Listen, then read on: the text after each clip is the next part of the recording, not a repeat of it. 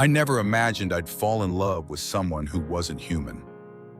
Let me tell you how I, person once considered a mere specimen, became the one who changed the fate of two civilizations. The first time I saw them, I was lying on the laboratory floor, my head pounding from the blow to the back of my skull. I couldn't remember what happened before. All I recalled was the alarm blaring at the space station, then smoke screams and darkness. "Wake up, Earth specimen." The voice was crystal clear and emotionless enough to chill my blood. When I opened my eyes, I saw a tall being standing before me. Pale blue skin eyes, completely black, without irises. No eyebrows, no nose, like ours. Just two small slits and lips so thin they barely existed. I'd watched every alien movie out there, but nothing could prepare me for the feeling of actually facing a non-human being.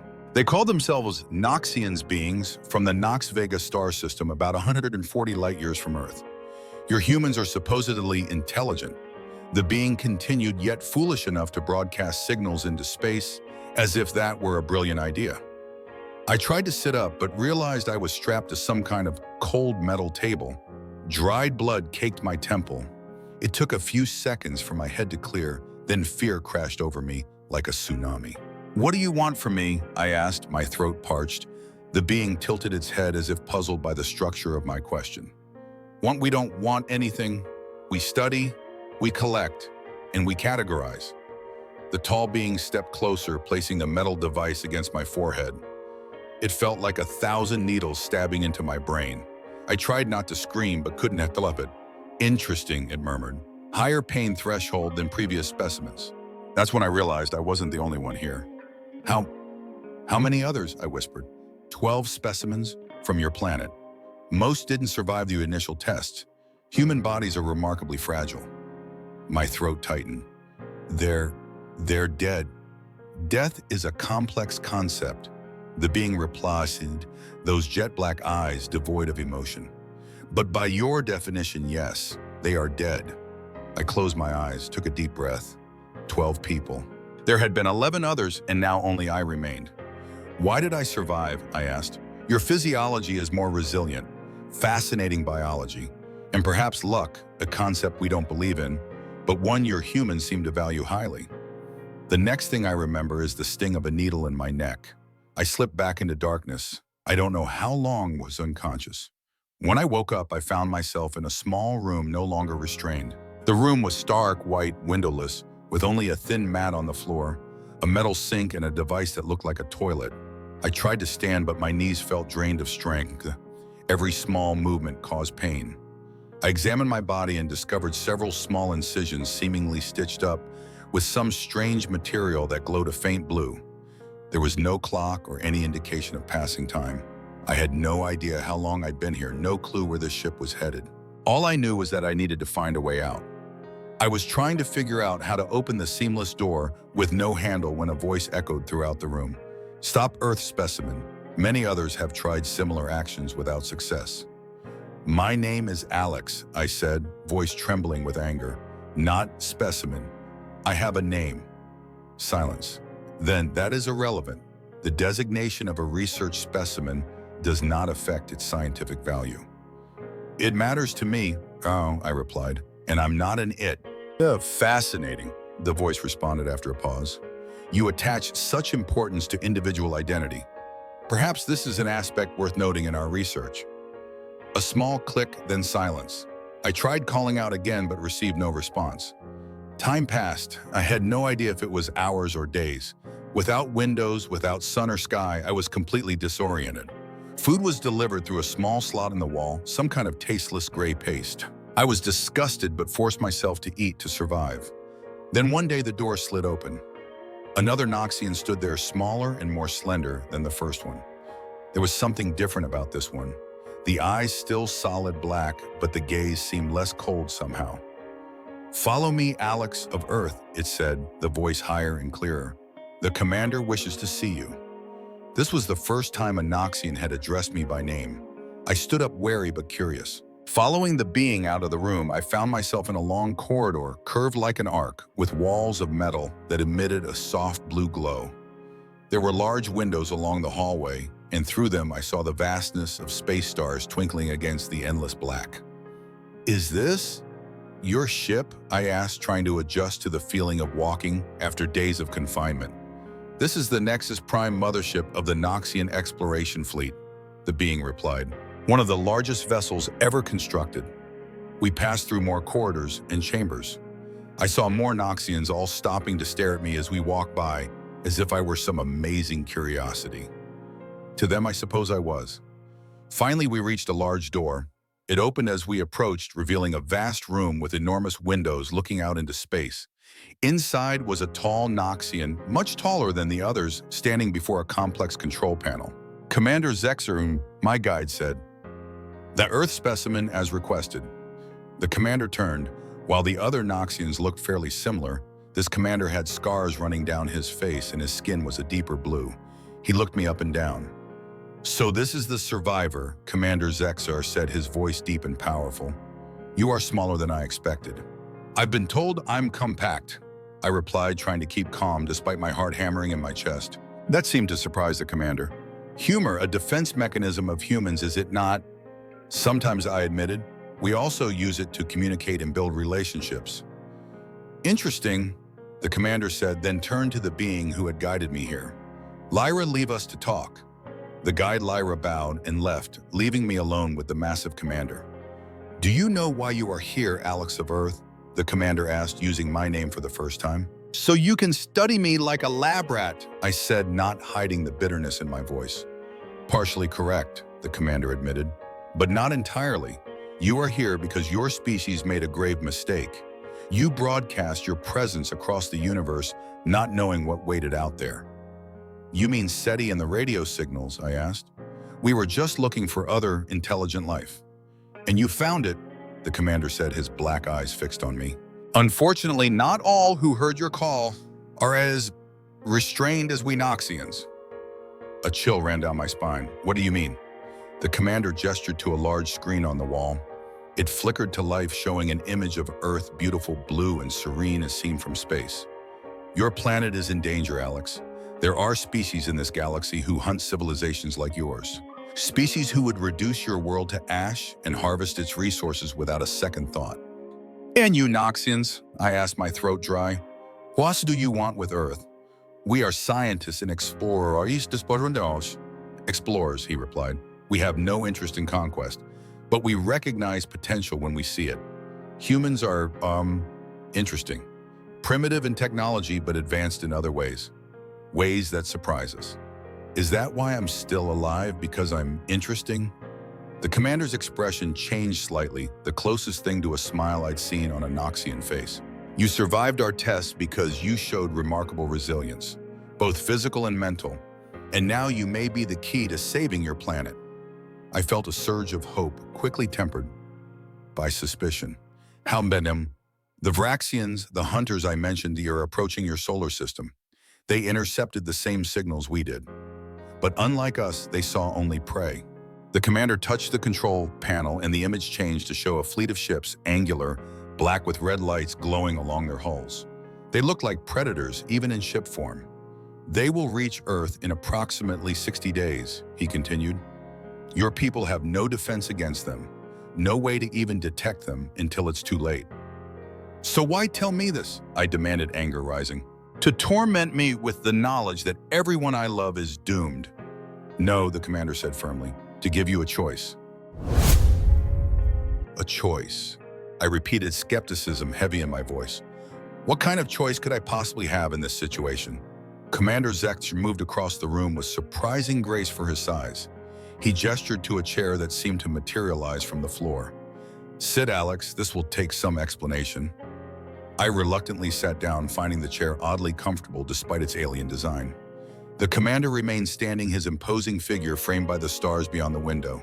"The Noxian Collective has existed for over 12,000 of your Earth years," he began. "In that time, we have observed many civilizations rise and fall, some through natural progression, others through contact with spacefaring races like ourselves." "And you just watch?" I asked, incredulous.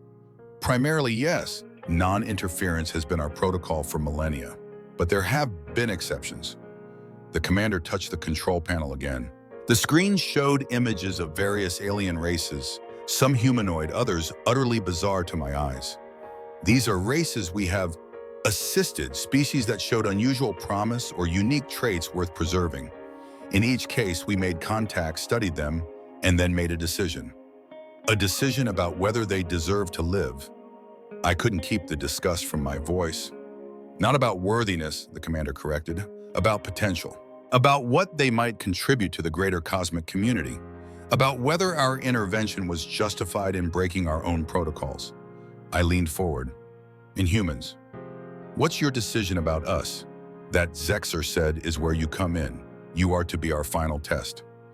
My heart skipped a beat. What kind of test? The Vraxian threat is real. They will arrive at Earth in 60 days. But there is a way to stop them before they reach your solar system. He showed me another image. A massive structure floating in space shaped like a ring with intricate patterns running along its surface.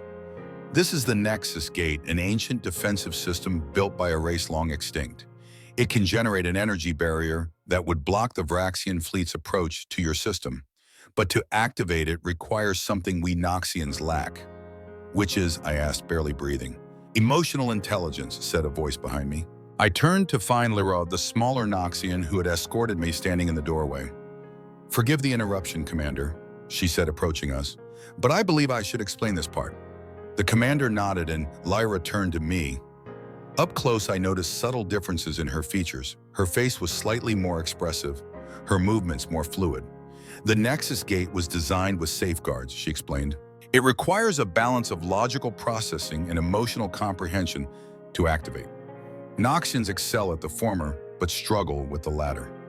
Our evolution prioritized cognitive efficiency, the commander added. What you would call emotions were deemed inefficient and bred out of our species over generations. But not entirely, I said, looking at Lyra, noticing something in her eyes that seemed almost empathetic. Some of us retain echoes, Lyra admitted. I am what my people call an aberrant, born with neurological patterns closer to our ancient ancestors, less efficient, but more feeling. The commander continued, the Nexus Gate requires a pilot who can navigate both its logical systems and its empathic safeguards. A human-Noxian collaboration might succeed where either species alone would fail. And you want me to be the human half of this equation, I said slowly, comprehension dawning. Yes, Lyra replied. You specifically, Alex. Your neural scans during our tests showed unusual patterns, a high capacity for both analytical thinking and emotional processing. You might be compatible with the interface. If it works, the commander said, we can activate the gate and block the Vraxian approach to your solar system, saving Earth. And if it doesn't work, I asked, already suspecting the answer. Then the attempt might kill you, the commander stated bluntly, and Earth would face the Vraxians alone. I stood up, pacing the room, trying to process everything. Why should I trust you? How do I know this isn't just another experiment? Maybe there are no Vraxians. Maybe this is all some elaborate test. Lyra stepped forward. I understand your suspicion. In your position, I would feel the same. The fact that she used the word feel wasn't lost on me. Let me show you something, she said, touching a panel on her wrist. A holographic display appeared between us, showing what looked like brain scans. These are your neural patterns, and these, she swiped, showing another set of scans, are mine. The patterns were remarkably similar in certain regions, divergent in others. Among my people, I am considered defective, Lyra said quietly. But your brain and mind share qualities that make us both uniquely suited to interfacing with the Nexus Gate. We would be connected mind to mind. You would know if I were lying. A neural link. My voice wavered slightly. You'd be inside my head. And you in mine, she replied. Complete transparency. You would see our intentions, our memories, everything. Commander Zexer spoke again. This is not a decision to be made lightly, Alex of Earth. I will give you time to consider. But remember, each day that passes brings the Vraxians closer to your home. I looked from Zexar to Lyra, then to the image of Earth still displayed on the screen. Everyone I knew, everyone I loved, all of human history and culture and achievement, all facing extinction in 60 days. And somehow I was being offered a chance to prevent it. What if I refuse, I asked. Then we return you to Earth, the commander said simply. "We have ways to place you back exactly where we found you with no memory of your time here. You would live out whatever time remains before the Vraxians arrive none the wiser. You'd erase my memory just like that." "It would be a mercy," Lyra said softly, "to know what's coming but be unable to stop it. I cannot imagine a worse torment." I stared out at the stars, thinking of home, of the impossible choice before me. Trust these aliens who had abducted me and experimented on me? Risk my mind, maybe my life, on a desperate gamble to save Earth? Or go home to blissful ignorance and certain doom? "How long do I have to decide?" I asked finally. 3 days, the commander replied. "Any longer would compromise the mission timeline if you choose to proceed." I nodded slowly. "I want to see more of your ship. Learn more about you, about the Vraxians, about this Nexus gate.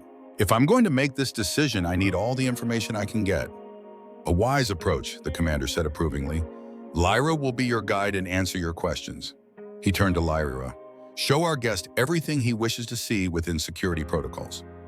Lyra bowed slightly. "As you command." As we left the commander's chamber, my mind raced with questions and fears. I had no idea if I could trust these beings, but something about Lyra felt genuine. There was a connection there I couldn't explain. What I didn't know then was how deep that connection would grow, or how it would change not just my life, but the fate of two civilizations on the brink of a collision that could destroy us all. In the following days, Lyra showed me the vast expanse of the Nexus Prime. The ship was a marvel of technology, housing over 5,000 Noxians in a self-contained ecosystem. I saw their agricultural chambers where strange plants grew under artificial light, their medical facilities far beyond anything on Earth, their living quarters sparse by human standards, but eerily beautiful in their geometric precision. Through it all, Lyra explained their culture, their history. The Noxians had evolved on a harsh world of extreme temperature fluctuations, which had driven their species toward logical efficiency above all else. Emotions seen as wasteful energy, expenditures had been deliberately bred out through generations of selective pairing. "But some of us are born different," Lyra told me as we stood in an observation deck watching a nebula drift by in the distance. "Aberrants like me, we experience echoes of what our ancestors felt. Curiosity, wonder, even fear sometimes." "Is that why you seem different from the others?" I asked. "More human somehow." She turned those black eyes toward me. "Perhaps. Or perhaps you simply wish to see familiarity in the alien." I couldn't argue with that. In this vast cold ship, Lyra was my only connection to anything resembling warmth or understanding. On the second day, she showed me records of the Vraxians. What I saw chilled me to the bone. Planet after planet stripped of resources. Civilizations enslaved or eradicated. The Vraxians were a predator species that had evolved beyond their natural limitations, but kept their predatory instincts. They believe it is their cosmic right to consume, Lyra explained, as we watched footage of their ships decimating a world I didn't recognize. In their philosophy, any species unable to defend itself deserves extinction. "And humans can't defend ourselves," I said quietly. "Not against their technology, no. Your most advanced weapons would be like stone spears against their ships." I felt a resolve hardening within me. If what they showed me was true, Earth needed a defender. And somehow, impossibly, that defender might be Mischievous. On the third day, Lyra took me to see the Nexus Gate itself. We traveled in a smaller vessel, departing the mothership for several hours, until we reached it, an enormous ring-shaped structure floating in the emptiness of space, ancient beyond imagining, yet somehow still functioning. "The race that built this lived tens of millions of years ago." Lyra explained that as our shuttle circled the massive structure, they seeded defenses like this throughout the galaxy before they transcended physical form. "Wait, transcended, you mean they evolved into something else?" "So our archaeologists believe. They left these gates to protect younger races from threats they foresaw, the Vraxians being one such threat."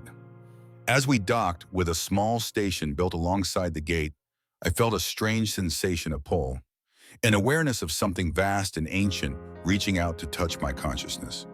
"You feel it, don't you?" Lyra asked, watching my expression. "The gate is semi-sentient. It's already recognizing your neural patterns." We entered the station, a Noxian facility built to study and interface with the gate. In its center was a chamber with two raised platforms, each surrounded by swirling patterns of light. "This is where we would connect," Lyra said, gesturing to the platforms. "Your mind and mine joining with the gate's systems." I approached one of the platforms, feeling the energy emanating from it, not heat or electricity, but something more fundamental. "What exactly would happen?" I asked. "If we did this, our consciousness would merge temporarily with the gate's systems. We would navigate its protocols together, my logical processing and your emotional intelligence working as one. If successful, we would activate the defensive barrier that would prevent the Vraxians from entering your solar system." "And the risks?" Lyra hesitated. "Neural overload is possible. Personality fragmentation. In extreme cases, complete synaptic failure." "You mean brain death?" "Yes." I took a deep breath, looking out through the station's windows at the ancient gate. "Have you done this before, linked with anyone?" "No," she admitted. "I've trained in simulations, but never with an actual partner. The process requires trust, something rare among my people and impossible with most other species due to neural incompatibility." "But I'm compatible." "Remarkably so. It's why you were chosen, Alex. Why you survived when others didn't." I turned to face her. "Is that the only reason?" Something flickered in those black eyes, an emotion I couldn't name in a being supposedly without emotions. "Initially, yes," she said quietly. "But now I believe there is purpose in our meeting, a convergence that transcends simple biological compatibility." For the first time since my abduction, I felt something other than fear or suspicion. Something like connection, understanding, perhaps even trust. "I need to make my decision," I said. "Yes," Lyra agreed. Time will grow short." As our shuttle returned to the Nexus Prime, I watched the ancient gate recede into the distance, still feeling its strange pull on my consciousness. In less than a day, would have to choose return to Earth and forget everything, or link my mind with an alien being to save my planet. Little did I know that the real challenge wouldn't be the decision itself, but what would happen after, when two minds from different worlds would touch and nothing in the universe would ever be the same again. Hey, if you're enjoying this story about humanity's potential and alien encounters, don't forget to hit like and subscribe for more cosmic adventures. Leave a comment below, letting me know what you think will happen when Alex and Lyra's minds connect. Will they save Earth? Or will something unexpected change everything? Your support helps this channel grow, and I've got plenty more stories from the stars to share with you all. The shuttle docked back at the Nexus Prime as I wrestled with the impossible choice before me. My quarters seemed smaller now, more confining, as if the walls themselves were closing in along with my deadline. I paced back and forth, thinking of Earth of sunny mornings and rainstorms of crowded city streets and quiet forests of all the faces I might never see again. Family, friends, strangers who would never know how close extinction had come or that their fate might rest in my hands. That night, if you could call it night in the eternal darkness of space, I barely slept.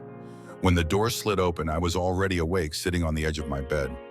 Lyra stood in the doorway, her slender silhouette backlit by the corridor's blue glow. "It's time, Alex," she said softly. "The commander awaits your decision." I stood up, surprising myself with how steady I felt. "I've made my choice." She led me back to the commander's chamber. Zexer stood exactly where he had been before, as if he hadn't moved in 3 days. Perhaps he hadn't. "Alex of Earth," he greeted me, those black eyes unreadable. "Have you reached a decision?" "I have," I said, squaring my shoulders. "I'll do it. I'll link with Lyra and try to activate the gate." Something flickered across the commander's face, relief perhaps. It was hard to tell with Noxian expressions. "A wise choice," he said. "Preparations are already underway. The procedure will begin in 6 hours. 6 hours? I hadn't expected it to happen so quickly. "The Vraxian fleet has accelerated," Lyra explained. "We've detected changes in their warp signature, indicating they've increased speed. Every hour counts now." My mouth went dry. "How long until they reach Earth?" "At their current velocity, 52 Earth days," the commander answered. "We need to activate the gate while they're still traversing the outer reaches of your system." But I nodded, trying to process that doomsday was now less than 2 months away. What do I need to do to prepare? Lyra will guide you, Zexer said, then fixed his gaze on her. Remember your training, Lyra. The success of this mission rests on both of you now. She lowered her head in acknowledgement. We will not fail, Commander. As we left, I caught a glimpse of something like doubt in Zexor's expression. It wasn't reassuring. Lyra took me to a new section of the ship, a medical bay, unlike any I'd seen before. The technology here was even more advanced, more alien. You need to understand what we're about to attempt, she said as technicians, or doctors, I couldn't tell which, prepared various instruments. The neural link is not merely communication. It's a true melding of consciousness. What does that mean exactly, Shne? I asked, watching one of the technicians prepare a headpiece covered in delicate filaments. It means I will know your thoughts, your memories, your emotions, and you will know mine. Her voice lowered. There will be no secrets between us. Nothing hidden. The gravity of that sank in. Everything, every memory, every private thought. Yes, it is intimate in a way few beings ever experience. She seemed almost embarrassed, another emotion I wouldn't have expected from a Noxian. Some things may be overwhelming. For you or for me, I asked. Both, I suspect. She hesitated. Human emotions are powerful, raw. Our team has studied them, but experiencing them directly will be different. And for you, the cognitive patterns of a Noxian mind might be disorienting. A technician approached, holding out 2 garments, sleek silvery bodysuits. You need to change into these, Lyra explained. They contain neural interfaces that will enhance our connection. She showed me to a changing area, a small alcove with a privacy screen. As I slipped into this bodysuit, I noticed it seemed to adjust to my form, tightening in some places, loosening in others until it fit perfectly. It was surprisingly comfortable, though the sensation of something alive against my skin was unsettling. When I emerged, Lyra had changed as well. The silver material contrasted sharply with her blue skin. For the first time, I noticed the graceful lines of her form, alien, yes, but with a strange beauty all its own. She caught me looking, and something like a flush darkened her cheeks. The suits amplify neural connections, she explained quickly. The closer they contact with our skin, the stronger the link. Are you nervous? I asked, surprised to see such a human reaction from her.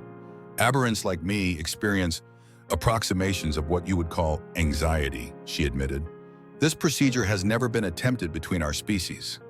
There are many unknowns. Well, this is just a technical way of saying, yes, I'm nervous, I said with a small smile. She tilted her head, then her lips curved slightly upward, a Noxian attempt at returning my smile. Yes, I am nervous. The technicians guided us to 2 reclined chairs facing each other. Between them stood a pedestal holding what looked like 2 crowns made of flowing liquid metal. These will facilitate the initial connection, Lyra explained as we sat down. Once our minds are linked, we'll be transported to the gate station and complete the process there. Transported, you mean physically? Yes, a shuttle is standing by, but we'll already be joined mentally during the journey, beginning the interface process with the gate. As the technicians placed the flowing metal crown on my head, I felt a cool sensation like water running over my scalp. I expected pain, but there was only a slight tingling as the metal settled against my skin. Lyra received her crown as well, her black eyes never leaving mine. Are you ready, Alex? She asked softly. I took a deep breath, as ready as I'll ever be to have an alien in my head. Remember, she said as the technicians made final adjustments. Focus on why you're doing this. The emotional anchor will help stabilize the connection. I thought of Earth, of everything and everyone I was trying to save. But strangely, as the machinery around us hummed to life, my focus narrowed to the being sitting across from me, this alien who was about to know me more intimately than any human ever had. Beginning neural synchronization, announced one of the technicians. Phase 1 initiating in 3, 2, 1. The world dissolved. There was no pain, just a sudden vertigo, as if I was falling through my own mind. Colors swirled, memories flashed, childhood birthdays. My first kiss, the day I joined the space program. The terror of the abduction, all rushing past in a kaleidoscopic blur. Then suddenly other memories. Alien memories. A childhood on a world with 3 moons. Training in vast academies of crystal and metal. The shame of being identified as an aberrant. The isolation. Lyra. I thought unsure if I was speaking aloud or just thinking. I am here, Alex. Her voice, but not through my ears, directly in my mind, carrying with it impressions of her consciousness, vast and ordered, yet with undercurrents of something warmer, something hidden even from herself. This is intense. My thoughts felt clumsy, human, compared to the precise geometry of her mind. Yes, your consciousness is vibrant, so much emotion, so much color. There was wonder in her mental voice. I've never experienced anything like it. Our minds continued to merge, boundaries blurring. I felt her curiosity, her fascination with humans, her secret doubts about Noxian society. She felt my fear, my determination, my growing trust in her, despite everything. Your species suppresses so much, I thought, sensing the emotions she kept locked away, not absent as Noxians claimed, but hidden, denied, feared. And yours expresses too freely, she countered, but with a warmth that felt like affection. There is beauty in both approaches. Time lost meaning in that shared mental space. It could have been minutes or hours that we floated together, learning the contours of each other's minds. I had never felt so exposed, so vulnerable, yet so completely accepted. Then gradually physical sensations returned. The hum of engines, the feeling of acceleration. We were on the shuttle heading back to the gate, our minds still joined as our bodies were transported. We're approaching the gate, Lyra's thought came to me. Can you feel it calling to us? I could, like a vast ancient consciousness reaching out, curious but patient, having waited eons for minds that could awaken it. It's alive, I realized with awe. In a sense, Lyra agreed, not alive as we understand it, but aware. The creators imbued it with a fragment of their collective consciousness.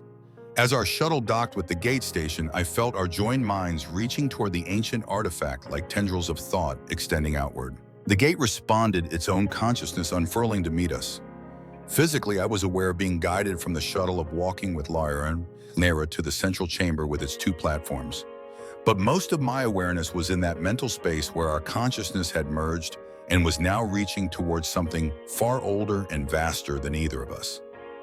We stepped onto the platforms facing each other across the chamber. The swirling lights intensified, encircling us in patterns too complex to comprehend. The final connection was about to be made. Are you ready? Lyra asked, her mental voice steady despite the undercurrent of anxiety I could feel. Together I thought back, reaching out both mentally and physically, extending in my hand across the space between us. Lyra hesitated, then reached out as well. Our fingertips touched just as the gate's consciousness fully connected with our joined minds. The universe exploded into light. I was everywhere and nowhere, existing in a dimension beyond physical space. Lyra's consciousness was still intertwined with mine, but now we were both encompassed by something far greater, the ancient awareness of the Nexus Gate, carrying echoes of its long-extinct creators. Welcome, compatible minds, came a thought that was neither mine nor Lyra's, but something other, something vast. It wasn't language as much as pure concept translated by our joined consciousness into something we could comprehend. We seek to activate the defensive barrier. Lyra's thought voice resonated through our shared mental space, to protect the developing world in the nearby system. Images flowed through us, Earth seen through alien perspectives, its biosphere teeming with life, its dominant species showing promise despite their youth. The gate's consciousness examined these images, drawn from both my memories and Noxian records. The predators approached the gate, acknowledged, showing us the Vraxian fleet now appearing as points of hungry darkness, moving through the cosmic web. Your intent is protection, not dominance. Yes, I projected, pouring my emotions into the thought. My love for Earth, my determination to protect it, not out of strategic interest, but out of genuine care. The ancient consciousness seemed to consider this, sifting through our joined minds to verify our intentions. I felt it probe deeper into both Lyra and me, examining not just our surface thoughts, but our core beings, our histories, our true selves. Interesting, the gate's consciousness rippled. The union of logic and emotion, calculation and compassion. This is what my creators intended. The mental space around us shifted, resolving into a representation of control systems, not physical interfaces, but conceptual ones. I understood somehow that we needed to navigate this mental architecture to activate the gate's defenses. I'll guide us through the logical pathways. Lyra's thought came to me, her consciousness extending toward complex lattices of what looked like crystalline mathematics. And I'll handle the emotional verification systems. I responded intuitively, understanding my role. Together, we began the process, our joined minds working in perfect harmony. Lyra's thoughts flowed with precise, beautiful efficiency, solving complex problems that would have taken me lifetimes to comprehend. Meanwhile, I navigated barriers that required emotional authenticity, genuine compassion, courage, hope, love, concepts alien to pure Noxian logic, but fundamental to the gate's safeguards. Time had no meaning in this place. We could have been working for minutes or millennia, but gradually I became aware of a resistance, a blockage in the system. Something's wrong. Lyra's thought came to me, tinged with concern. There's a final verification we can't pass. The gate's consciousness surrounded us again. The ultimate safeguard requires true unity, not cooperation between separate minds, but genuine synthesis. We are already joined, I argued, feeling Lyra's agreement ripple through our connection. You maintain separation even in unity, the gate responded. The final activation requires complete vulnerability. Total trust. The risk is great. I felt Lyra's hesitation and my own.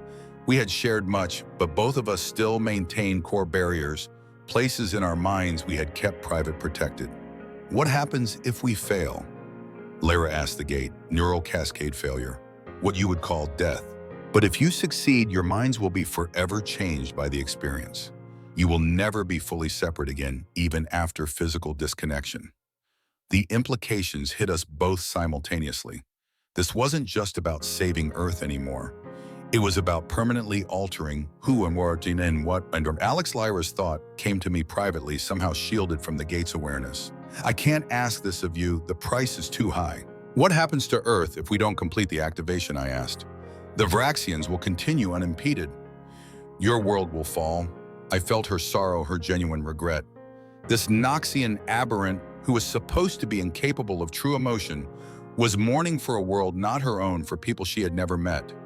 There's something I haven't shown you, she admitted, her thought voice subdued. Something I've kept hidden even in our joining. Her consciousness opened a protected space, revealing memories she had concealed. Secret research she had conducted on human emotions, her growing fascination with Earth culture, her gradual realization that Noxian evolution had sacrificed something precious in eliminating emotions. And deeper still, her forbidden belief that the aberrants were not evolutionary mistakes, but the key to her species' future. The commander doesn't know, I realized. You've been hiding your true intentions. Yes, she admitted. My purpose was never just this mission. I believe a reconnection with our emotional heritage is the only way to save my people from stagnation. You Alex humans are the key to understanding what we've lost. I was stunned. You're risking everything, your position, your life for this belief, as you are for Earth, she replied simply. In that moment, something shifted between us.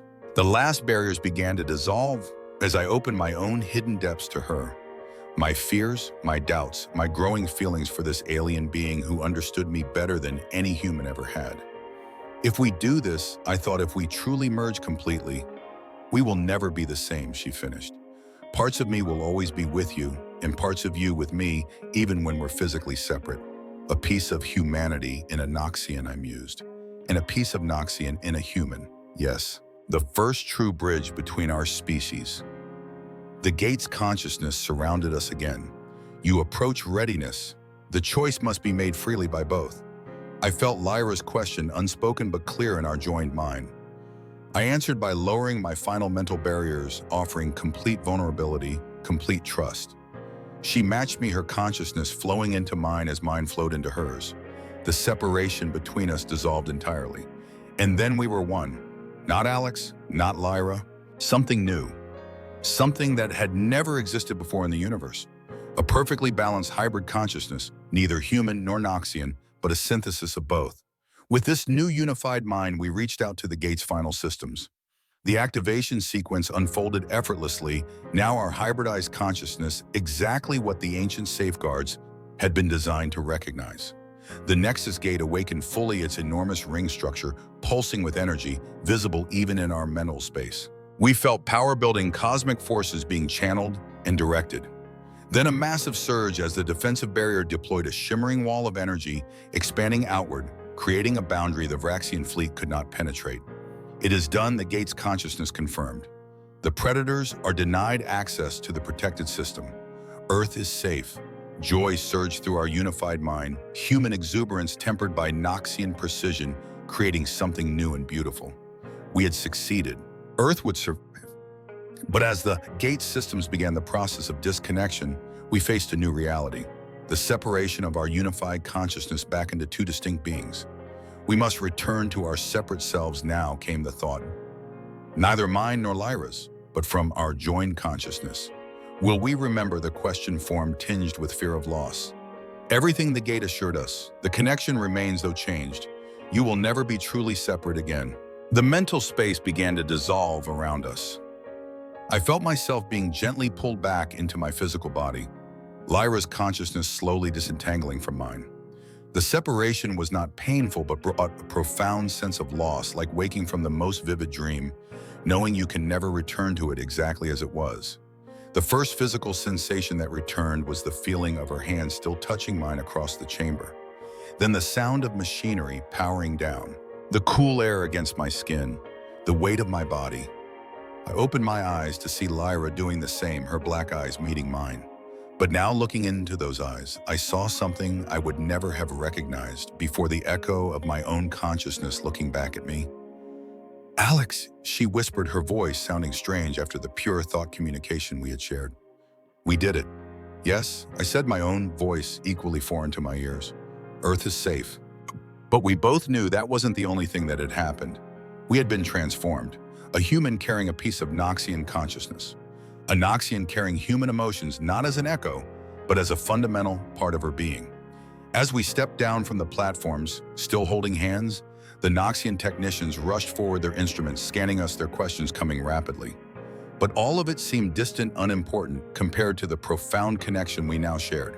"The commander will want a full report," one of the technicians said, breaking through our shared daze. Lyra nodded, but I felt her concern ripple through the remnant of our connection. The commander didn't know her true purpose, her secret research. What would happen when he discovered what we had become? We were escorted back to the shuttle, our hands finally parting, though the mental connection remained muted now, but present.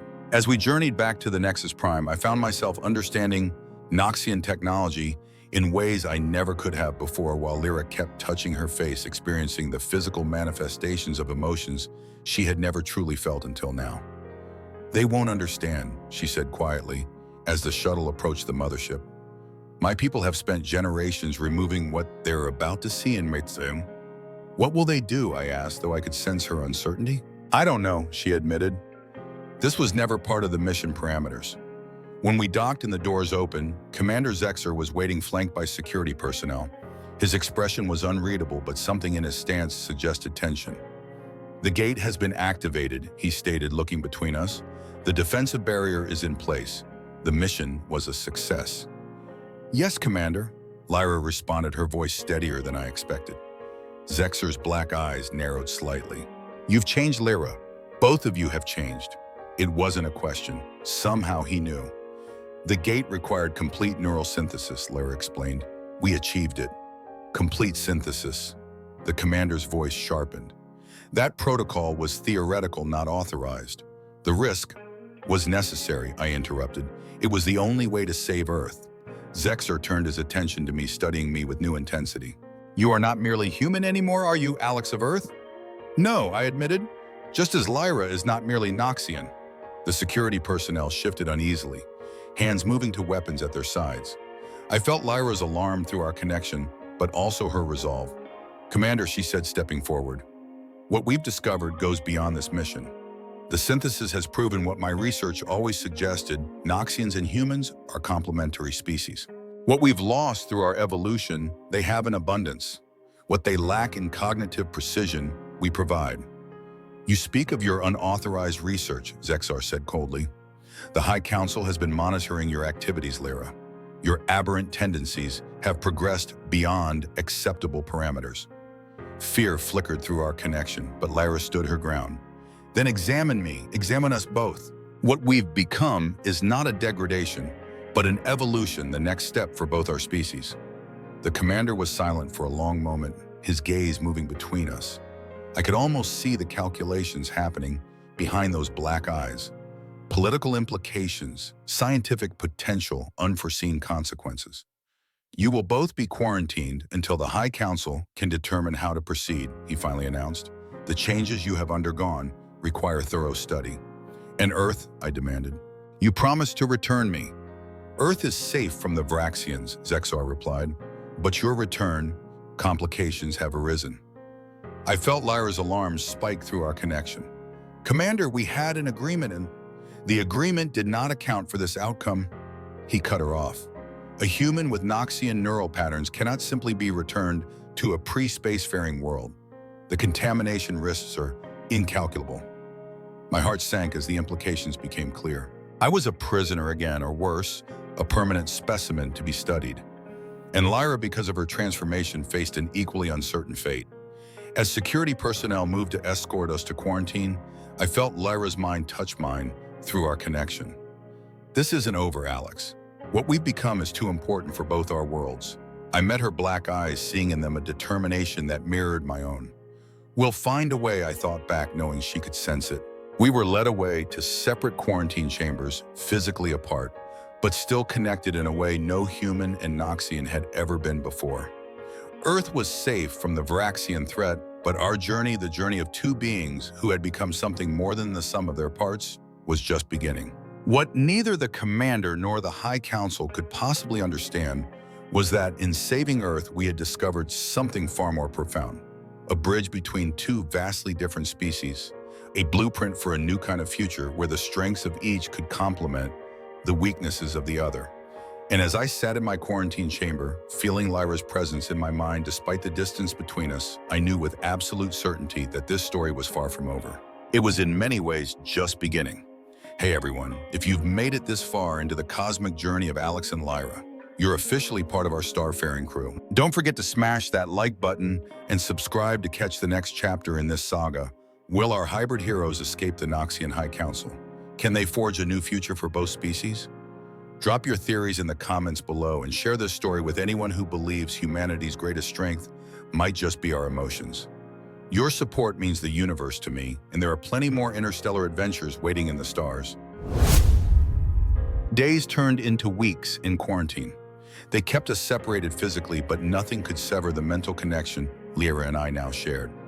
Through it, we experienced each other's confinement simultaneously, my small white room with its minimal furnishings, and her more spacious chamber filled with Noxian diagnostic equipment constantly monitoring her altered brain patterns.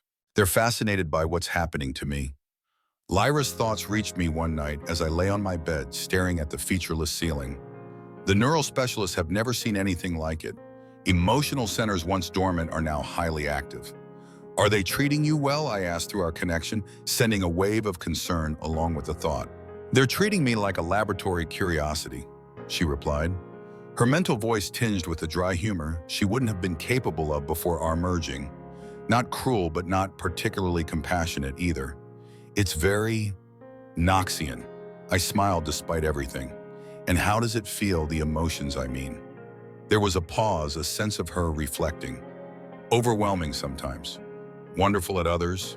Anger is difficult to manage, but joy Alex. I never understood joy before. I felt her send me an image, her first glimpse of a nebula as a young navigator trainee, but now experienced through her newly awakened emotional capacity. The colors weren't just data points anymore. They were breathtaking, awe-inspiring. I felt tears spring to my eyes at the beauty she now perceived. And you, she asked, how is it carrying a piece of Noxian consciousness? Strange, I admitted. I can access memories I never formed, star charts, Noxian history complex equations. My thoughts are more structured now, clearer in some ways. A fair exchange then, she thought warmly. You gave me feelings. I gave you clarity. Our mental conversation was interrupted by the sound of my door sliding open. Commander Zexar stood there flanked by two security officers. His face was as impassive as ever. But through my enhanced perception, my Noxian perception, I detected subtle signs of tension in his posture. The High Council has reached a decision, he announced without preamble. I sat up feeling Lyra's attention sharpen through our connection. She was receiving visitors too, 3 Noxian officials entering her quarantine chamber simultaneously. What have they decided? I asked, trying to keep my voice steady. Your case is unprecedented, Zexer said. A human Noxian neural hybrid poses questions our protocols are not designed to address. I'm still me, I insisted. Just expanded. That is precisely the issue. You are more than you were as Islara. The Council has determined that both of you represent a new classification of being, one that requires careful study. My heart sank. So we're to remain specimens forever. Through our connection, I felt Lyra receiving similar news. The officials in her room spoke of extended observation and controlled research environments. Not specimens, Zexer corrected, though the distinction seemed meaningless. Research partners, your cooperation would be appreciated. And if we don't cooperate, I challenge rising to my feet. The commander's expression didn't change, but I sensed his discomfort. That outcome would be suboptimal for all parties. They're afraid of us, Lyra's thought came to me, a realization dawning in her mind and flowing into mine. They don't understand what we've become, and that terrifies them. She was right. I could see it now in the subtle tension of the security officers and the carefully chosen words of the commander. We were an unknown variable, potentially dangerous, unpredictable. Commander, I said, adopting the formal tone I'd absorbed from Lyra's consciousness. What about your initial agreement? Earth was to be protected and I was to be returned. The first condition has been met, he replied. The Vraxian fleet encountered the gate's barrier yesterday. They attempted to breach it 3 times before changing course. Earth is safe. Relief flooded through me, shared instantly with Lyra across our connection. At least that part of our mission had succeeded. As for your return, the commander hesitated. The Council has determined that the risk of contamination is too great. Your neural patterns now contain Noxian elements that must not be introduced to a pre-contact civilization. So I'm a prisoner, I said flatly. A guest with limited mobility. He corrected, though we both knew it was semantics. However, there is an alternative being considered. That caught my attention. What alternative? The research outpost on Proxima Centauri B, he said. It's isolated but not far from your solar system. You would have some freedom of movement there while remaining under observation, and it would place you only 4.2 light years from Earth. I felt Lyra's interest peak through our connection. The Proxima outpost was considered a desirable posting among Noxians, one of their most advanced research facilities studying a potentially habitable world not far from Earth. And Lyra, I asked, already knowing I wouldn't go anywhere without her. That is the complexity, Zexar admitted. As an aberrant whose condition has been accelerated by your joining, she represents a different kind of risk. Some on the Council believe she should remain here for more intensive study. As the anger flared in me, both my own and Lyra's, flowing through our connection. We won't be separated, I stated firmly. What we've become is interlinked. Separation would be both cruel and scientifically unsound. The commander studied me, and I had the distinct impression he was evaluating more than just my words. You speak with her now, don't you?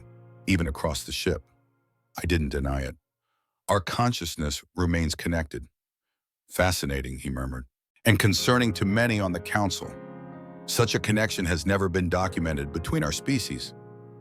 Because your people have been running from their emotional heritage for generations. I said, letting some of Lyra's knowledge flow through me. The aberrants aren't mistakes, Commander. They're your future. Zexar's eyes narrowed slightly. You sound like Lyra now. I am Lyra in part, I replied, just as she is partly me. That's what the Council doesn't understand. You can't study us separately because we're no longer fully separate beings. The commander was silent for a long moment, his black eyes unreadable. Then unexpectedly, he dismissed the security officers with a sharp gesture. When they had left, he stepped closer, lowering his voice. What I am about to tell you does not leave this room, he said. The Council is divided on your case. Some see potential in what you and Lyra have become. Others see threat. I have been advocating for the Proxima option for both of you, but opposition is significant. I was stunned by this sudden candor. Why are you telling me this? Because in 3 rotations, the division that views you as a threat will gain majority control of the Council, he said grimly. When that happens, both you and Lyra will likely be separated and subjected to more invasive study protocols. Chill ran down my spine, instantly transmitted to Lyra through our link. Her alarm echoed back to me. "You're warning us," I realized. "I am conveying information," XR corrected carefully. "What you do with it is not my concern. I will return tomorrow for your formal response to the current proposal." With that, he turned and left the door sliding shut behind him. "Did you hear all that I asked Lyra through our connection?" Every word she replied, her mental voice tense. "The officials just left my chamber too. Alex, we need to leave this ship, escape." The thought seemed impossible. How we're surrounded by security in the middle of space on a ship controlled by the most advanced technology I've ever seen. Technology I understand, she reminded me.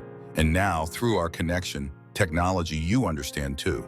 We have 3 rotations. We need to formulate a plan. That night, as the ship's cycle shifted to its rest period, Lyra and I worked through our mental connection, sharing knowledge, analyzing options, formulating and discarding plans.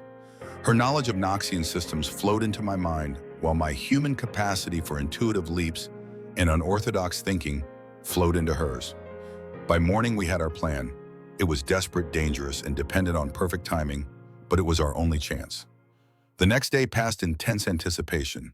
Through our connection, Lyra guided me on how to act, what to say to the various specialists who came to examine me. Meanwhile, she was doing the same, playing the role of the cooperative subject while secretly preparing for what was to come. On the second day, Commander Zexor returned as promised. "Have you considered the Proxima option?" he asked, standing stiffly in the center of my room. "I have," I replied carefully. "It seems the most logical course, provided Lyra accompanies me."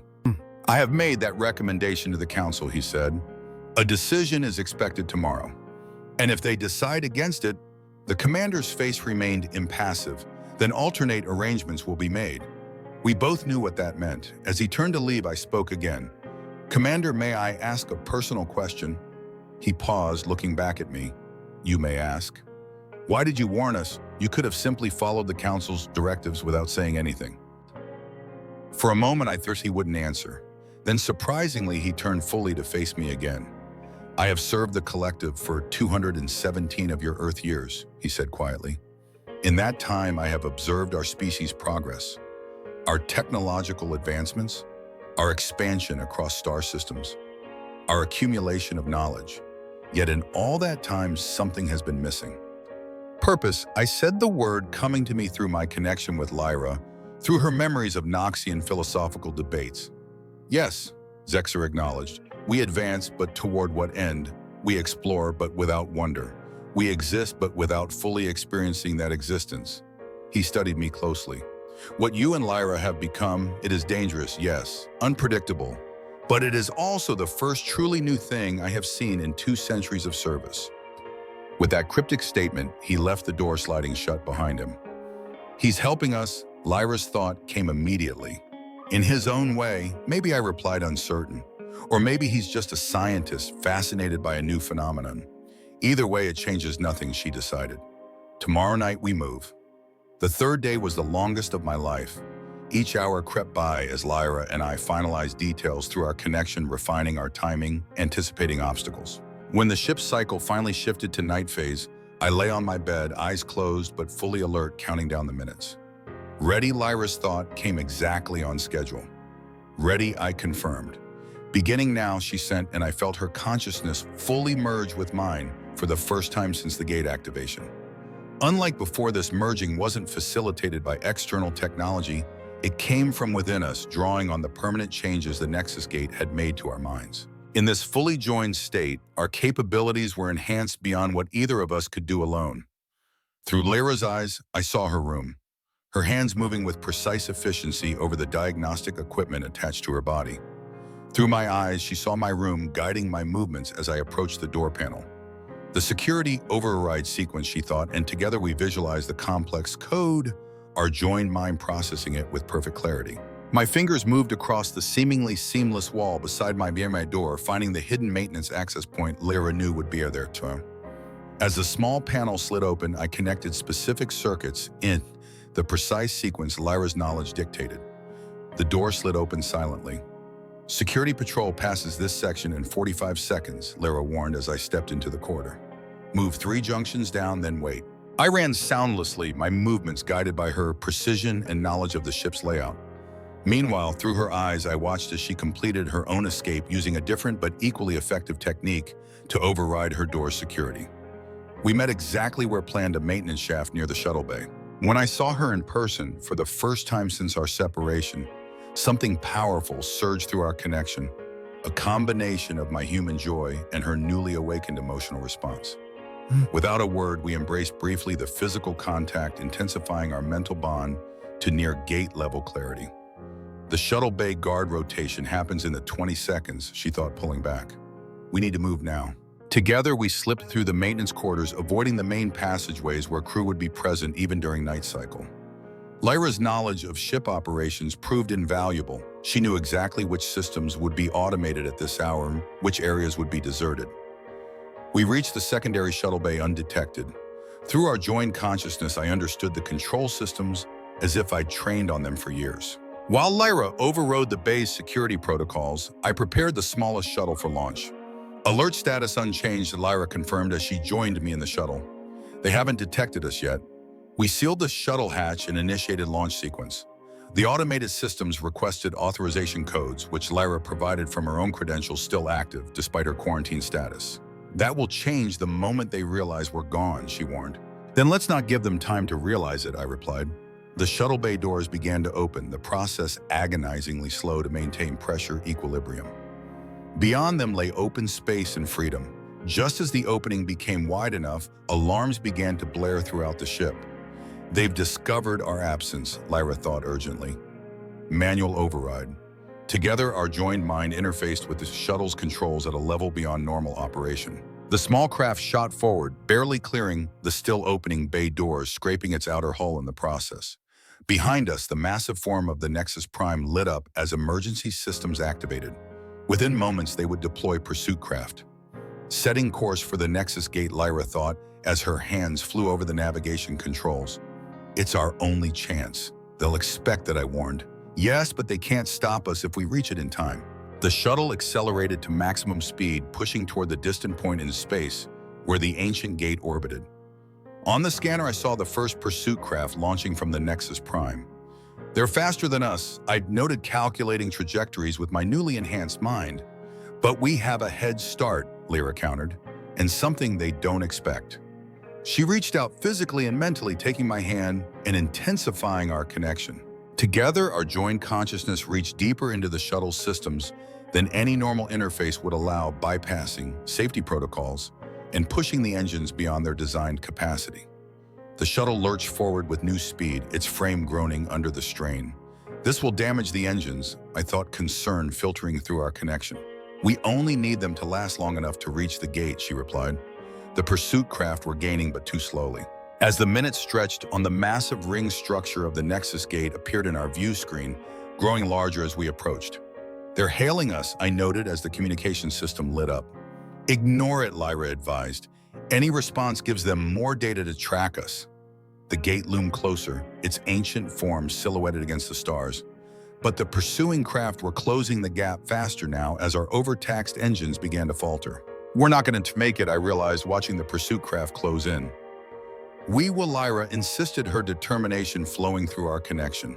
But we need to be ready. The moment we're in range, we'll need to mentally connect with the gate, just as we did before. Without the interface platforms, is that possible? I don't know, she admitted. But our minds were permanently altered by the gate. The connection might still be possible, especially together. The shuttle shuddered as one of its engines failed completely. Our speed dropped dramatically. On the scanner, I saw the lead pursuit craft accelerate toward us. 1 minute to weapons range, I calculated grimly. And 30 seconds to gate connection range, Lyra countered. Prepare yourself, Alex. This will be more difficult than before. As the gate filled our view screen, we tightened our physical and mental connection, our consciousness merging even more completely. Together, we reached out toward the ancient artifact just as we had during the activation, but this time without the support of the interface technology, without the carefully calibrated systems of the station. At first, there was nothing, just the emptiness of space between our minds and the gate. Then faintly a response, a recognition. It remembers us, Lyra thought with wonder. Connected minds came the gate's response, fainter than before, but unmistakable. You return, but altered. Fleeing. Yes, we thought together, we seek passage to where the gate inquired.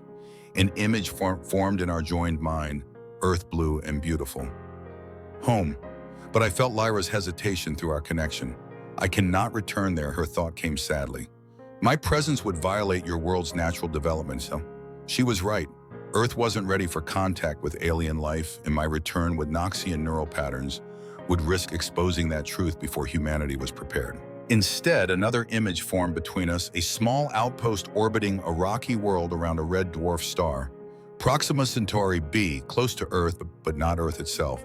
A place where we could be together, where we might find a measure of freedom, while remaining near enough to my home to give me comfort. This destination we communicated to the gate. Can you create a path? There was a pause, a sense of ancient calculations being performed. The connection exists in the network, I can open this path. Behind us, the pursuit craft were almost in weapons range. We felt the targeting systems lock onto our failing shuttle. Now please, we urged the gate. The massive ring structure began to glow, energy patterns flowing along its surface in complex, beautiful formations. At its center, space itself seemed to fold, creating an opening, a wormhole leading somewhere else. Go, the gate's consciousness urged. They cannot follow through a connection calibrated to your joined mind signature. With the last of our engine power, we directed the shuttle toward the glowing portal.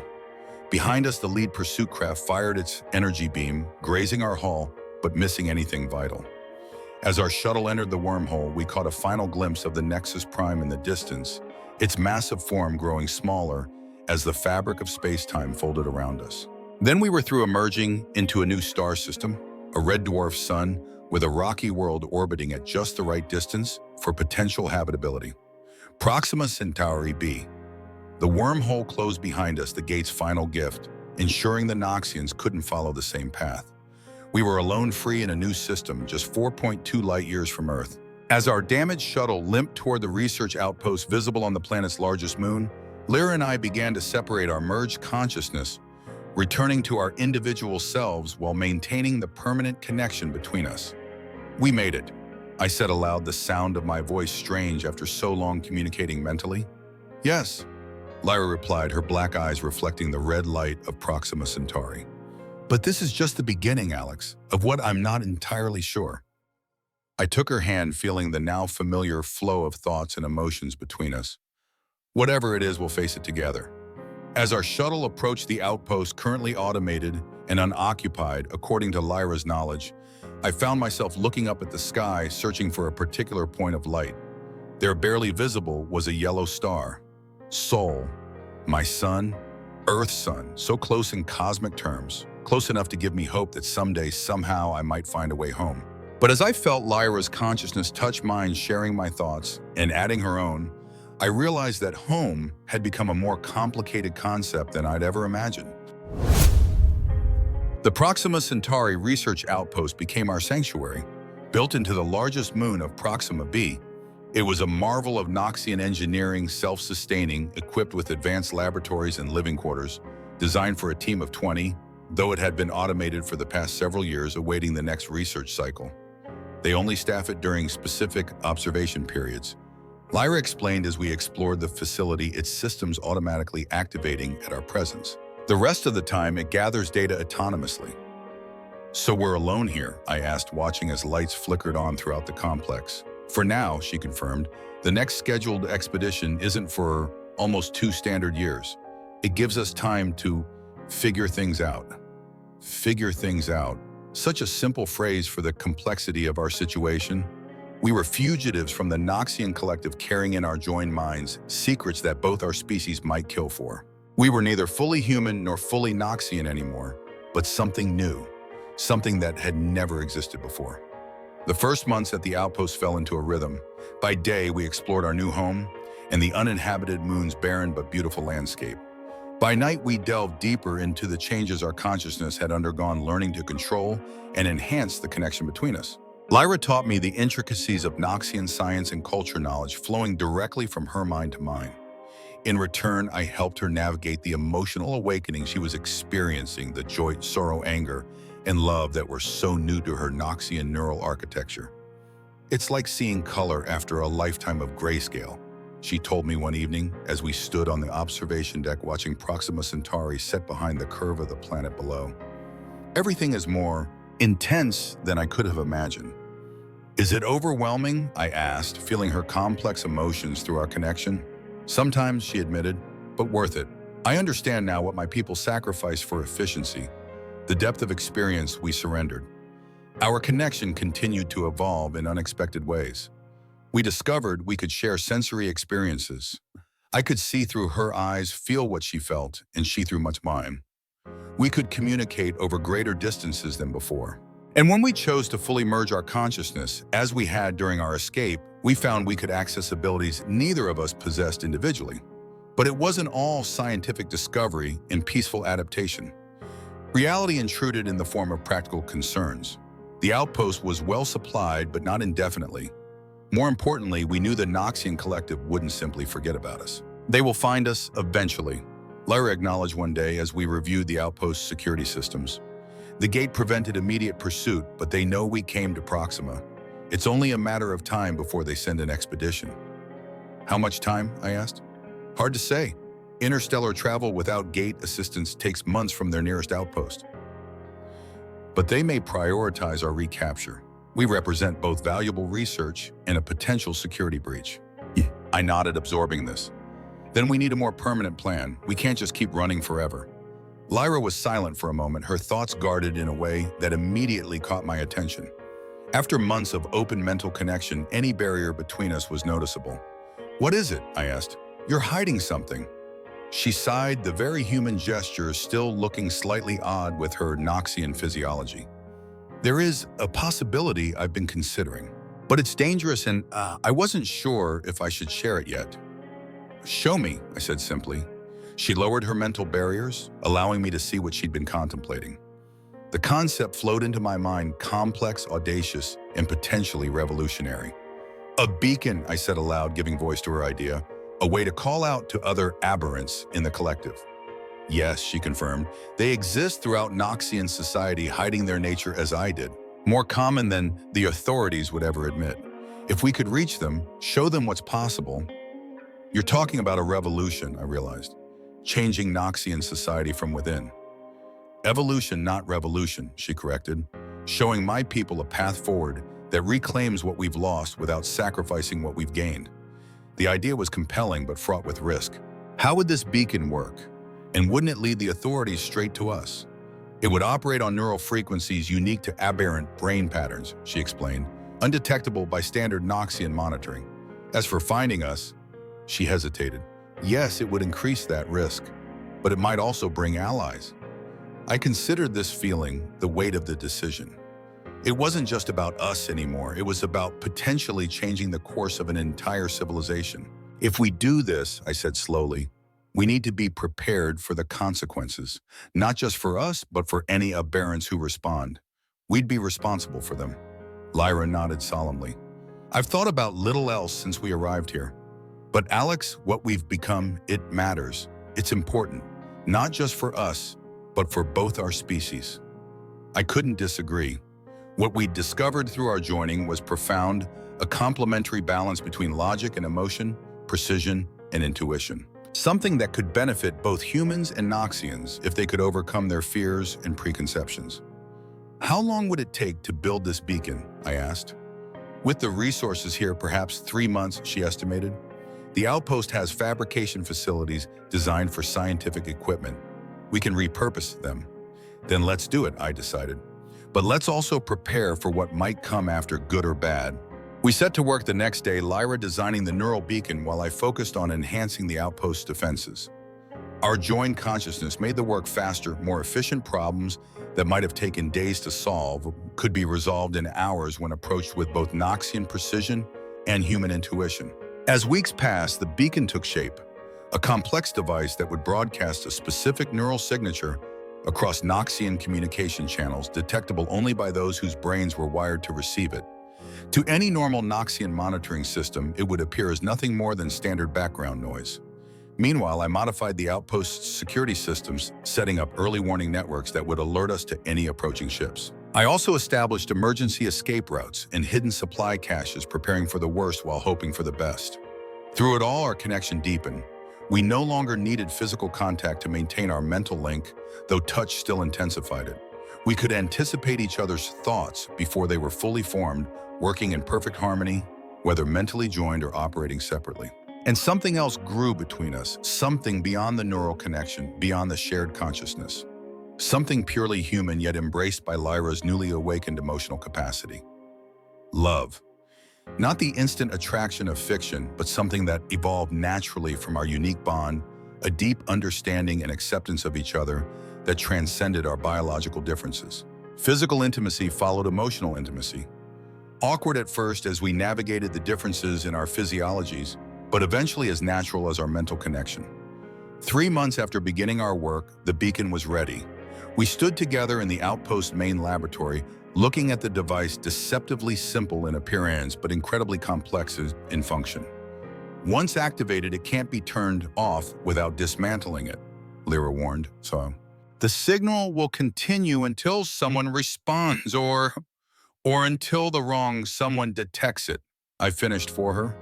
She nodded, her black eyes meeting mine. Last chance to change our minds. I took her hand, feeling our consciousness align. We didn't come this far to play it safe, I thought to her. She smiled, a full, genuine smile she'd perfected over our months together. No, we certainly didn't. Together, we activated the beacon. For several weeks, nothing happened. The beacon broadcast its silent call while we continued our work at the outpost, enhancing its systems and exploring the moon's barren surface. Our early warning network remained quiet, no ships approaching from any direction. Then on a day like any other, an alert sounded. A small vessel had entered the system on a direct course for our moon. Noxian design. Lyra confirmed as we studied the sensor readings, but older, a civilian model, not a military craft. Could it be a disguised military vessel? I asked, tension building within me. Possible, but unlikely. The energy signature is consistent with civilian warp drive technology. We monitored the ship's approach carefully, ready to activate our escape plan if necessary. When it established orbit around our moon, it made no aggressive moves. Instead, it broadcast a simple message, not over conventional communication channels, but on the same neural frequency as our beacon. We heard your call, the message stated simply. We are like you.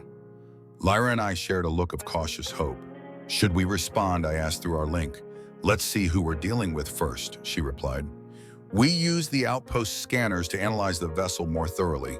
6 life forms aboard, all Noxian, but with neural patterns similar to Lyra's original aberrant signature.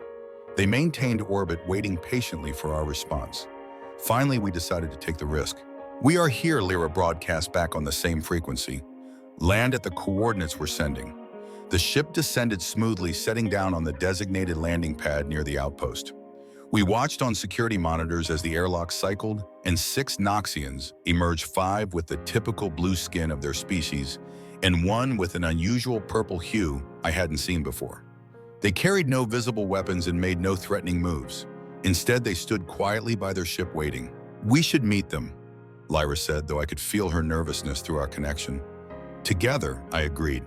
We donned environmental suits. The moon's atmosphere was too thin to breathe comfortably, and walked out to meet our visitors. As we approached, I felt Lyra's recognition and surprise. Merix, she said, her voice carrying through our suit communicators. The purple-skinned Noxian stepped forward. Lyra, we thought you were dead. The official report said you and the human subject perished during an unauthorized experiment. The official report was convenient fiction, Lyra replied. This is Alex, my partner.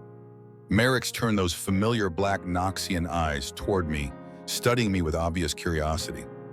The human from Earth, but you're not entirely human anymore, are you? I can sense the neural patterns from here, Noxian influence integrated with human architecture. And I can sense that you're like Lyra, I replied. An aberrant. All of you are. We prefer evolved, said one of the others, stepping forward. A female with markings around her eyes that reminded me of freckles. Aberrant is their word for us. Evolved is our own. How did you find us? Lyra asked. Your beacon, Merix explained. Very clever design. It resonated with our neural patterns in a way that was impossible to ignore. We were already operating in secret away from collective oversight. When we detected it, we had to investigate. Operating in secret, I questioned. Doing what? The Noxians exchanged glances. Perhaps we should continue this conversation inside, Merrick suggested. We have much to discuss, and some of it should not be overheard even here. We led them into the outpost through decontamination and to the main conference room. Once sealed inside, the atmosphere was more relaxed but still cautious on both sides. We are part of a growing movement within Noxian society, Merrick explained once we were seated. Evolved who believe our species took a wrong turn generations ago when we began suppressing emotional capacity in favor of pure logic. How many of you are there? Lyra asked. More than the collective knows. Thousands spread throughout Noxian space, hiding in plain sight. Many in scientific fields where our intuitive leaps are valued even if their source is not understood. And what do you want? I asked directly. Merrick turned to me. Initially, to find the source of the beacon. Now that we have, he paused, studying us both. You two are something unprecedented, something remarkable. The neural scans we performed from orbit showed patterns we've never seen before, true integration of human and Noxian consciousness.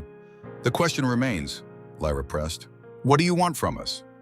The purple-skinned Noxian leaned forward. Guidance. The beacon you created shows technological capabilities beyond what we've achieved. But more importantly, you two represent a proof of concept that emotional capacity and logical precision can be integrated successfully.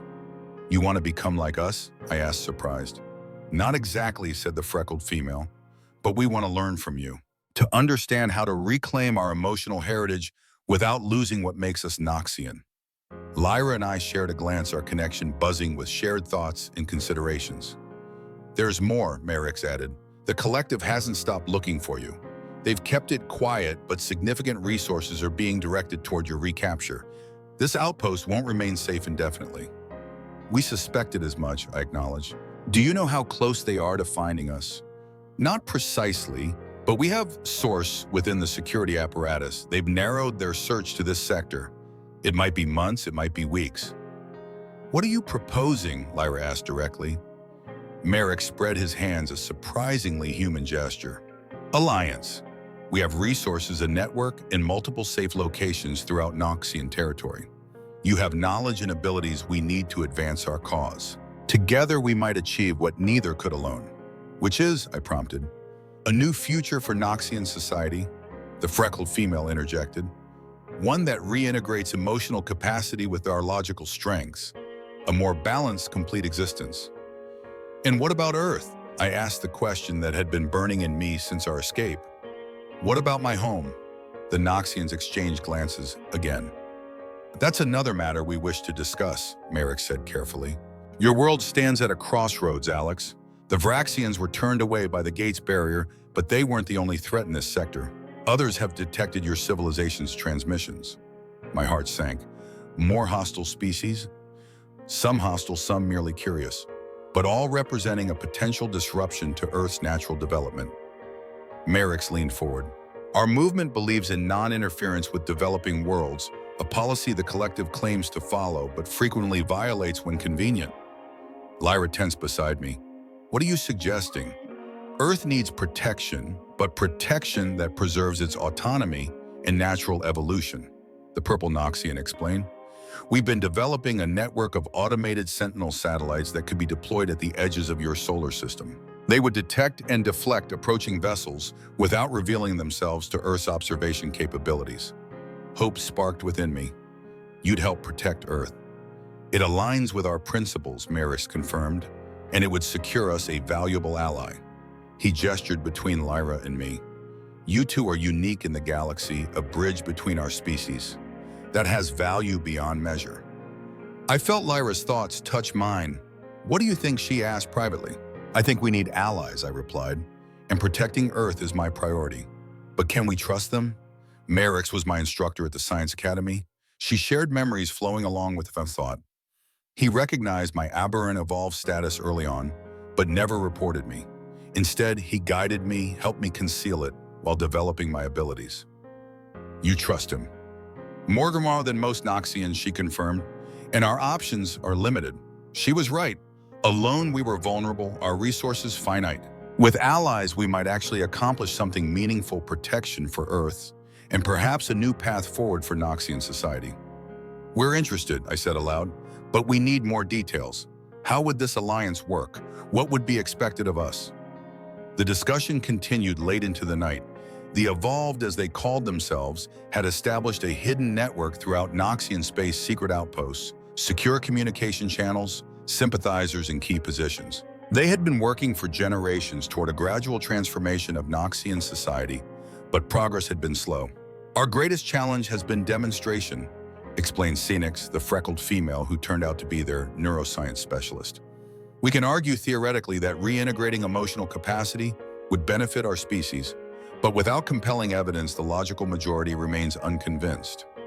That's where you two come in, Merrick's added. You're living proof that emotion and logic can not only coexist, but enhance each other. The neural scans we took from orbit show unprecedented efficiency and problem-solving capability in your joint consciousness. You want to use us as examples, Lyra stated, understanding dawning. Not as specimens, Merrick's clarified quickly. As partners, teachers, guides for those who wish to follow a similar path. By morning, we had reached a tentative agreement. We would join the Evolve movement, sharing our knowledge and abilities. In return, they would help protect Earth and provide us with resources and safety that the outpost alone couldn't guarantee. There's a primary sanctuary on Eridani Bios, Merrick's explained, as we finalized plans. A whole moon terraformed and shielded from collective detection. Hundreds of Evolved lived there, openly developing technologies and societal structures that integrate emotional capacity. It would be safer than this outpost, and you would have an entire community of like-minded individuals. How soon would we leave? I asked. 3 days to prepare, he suggested. We need to obscure our trail and ensure the collective doesn't follow us back to the sanctuary.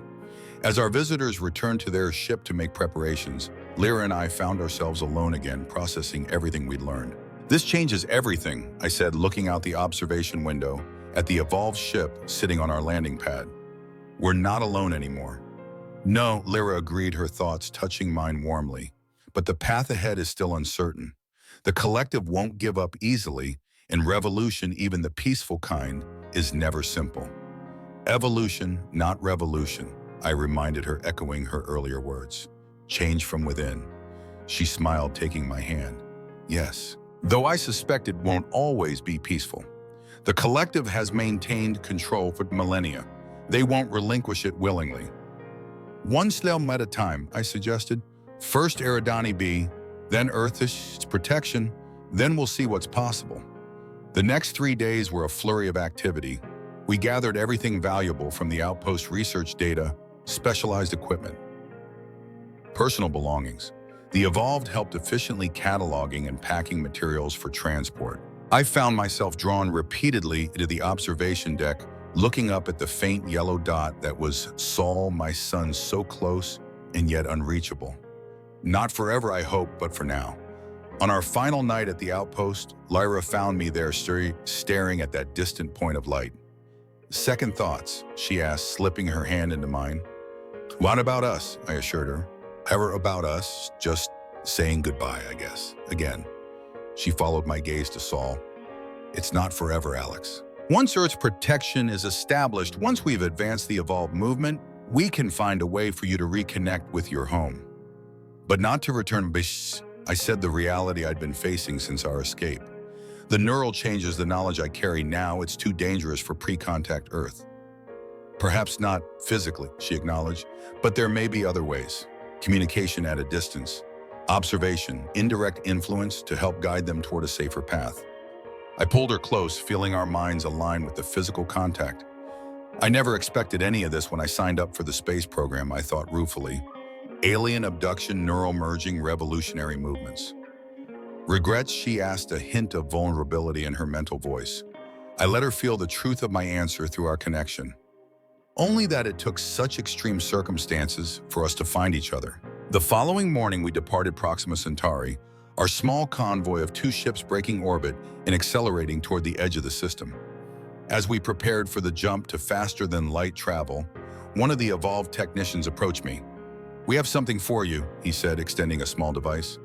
"A real-time imaging system focused on Earth. No matter where we go in the galaxy, you can maintain this connection to your home." I took the device with trembling hands. Activating it projected a perfect holographic image of Earth blue oceans, swirling cloud patterns, green and brown land masses as it appeared at that very moment. "Thank you," I whispered, unable to express the depth of my gratitude. As our ships jumped to FTL, leaving Proxima Centauri behind, I kept the projection active, watching the slow rotation of my home planet. Whatever came next, whatever challenges we faced with the evolved movement or the collective's pursuit, I would face them with two anchors, Lyra beside me, and this window to the world that had shaped me. We were heading into the unknown, yes, but no longer alone and no longer without purpose. Earth would be protected. The Noxians might find a more balanced future. And Lyra and I, neither fully human nor fully Noxian, but something new and unique, would walk a path never before traveled together. Eridani B was unlike anything I could have imagined. As our ships descended through its atmosphere, I pressed against the viewport, taking in the landscape below. The Evolved had transformed a once barren moon into a lush, habitable world with sprawling forests, crystal-clear lakes, and cities that seemed to grow organically from the landscape rather than imposing themselves upon it. "It's beautiful," I whispered, feeling Lyra's presence beside me, both physically and mentally. "The architecture reflects the evolved philosophy." She explained, her thoughts flowing into mine with images and concepts. Integration rather than domination. Balance between technological efficiency and natural harmony. Our ship landed on a platform overlooking the largest settlement, a city of graceful spires and terraced gardens. A small delegation waited to greet us. Noxians of varying skin tones, some with the traditional blue, others with purple or green hues that I learned were more common among the evolved. "Welcome to Haven," said an elderly Noxian with silver markings along his temples. "I am Elder Torin, one of the founders of our sanctuary." I stepped forward alongside Lyra, conscious of being the only human in a world of Noxians. "Thank you for your welcome." "I'm Alex, and this is Lyra, though I believe Merix has told you about us." The elder's black eyes studied us with unconcealed fascination. "Indeed, the neural synthesis you've achieved is unprecedented. We have many questions if you're willing to share your experiences." "That's why we're here," Lyra assured him, "but we have questions of our own." "As expected," Torin acknowledged with a gesture that I recognized as the Noxian equivalent of a smile. "There will be time for all of that. For now, rest. Adjust to our world. We'll begin more formal discussions tomorrow." We were shown to private quarters in what appeared to be a research complex, a spacious apartment with large windows overlooking the city and surrounding forests. The space was designed with both Noxian efficiency and surprising aesthetic beauty, another reflection of the evolved philosophy of balance. That evening, we joined Myrix and the Elder for a meal. Noxian cuisine was mostly unfamiliar to me, though the Evolved had thoughtfully prepared several dishes compatible with human physiology. "How long has this settlement existed, Todd?" I asked as we ate. "Nearly 300 of your Earth years," Elder Torin replied. "It began as a small research outpost where aberrants evolved could work without collective interference. Over generations, it grew into what you see today." "And the collective never found you?" Lyra asked, her skepticism flowing through our connection. "They've come close several times," Merix admitted, "but we've developed technologies specifically designed to evade their detection methods. Cloaking systems, neural dampers, sensor scramblers. Our greatest advantage," the Elder added, "is that the collective refuses to acknowledge the extent of our movement. To officially recognize us would be to admit that their perfect society contains a significant flaw. So they classify us as isolated anomalies rather than a growing population." "How many of you are there?" I asked. "Here at Haven, approximately 12,000, Torin said. "Throughout Noxian-controlled space, perhaps 10 times that number in various stages of neural evolution." The scale surprised me. That many, and still the collective maintains control. "The collective governs billions across dozens of star systems," Merix explained. "We are still a tiny minority, but growing especially among younger generations." After dinner, Elder Torin led us to a circular chamber at the center of the complex. The room was dominated by a holographic display showing countless stars and planets, a map of Noxian territory and surrounding space. "We promised to discuss Earth's protection," the elder said, gesturing to the display. It zoomed in on a familiar solar system, my home. "This is our current plan." The hologram shifted, showing small satellites positioned at strategic points throughout the outer solar system, beyond Pluto and the Kuiper Belt, and at Lagrange points between planets. "Sentinel drones," Merrick's explained, "equipped with advanced cloaking technology, multi-spectrum sensors, and non-lethal deterrent systems. They can detect approaching vessels long before they reach Earth and either redirect them or, if necessary, disable them without destruction." "And Earth wouldn't detect them?" I asked. "They operate on frequencies your world's technology cannot yet perceive," Torin confirmed. "The system would be completely invisible to Earth's observation capabilities while providing comprehensive coverage." "When could this be implemented?" Lyra asked. "The technology exists," Merrick said.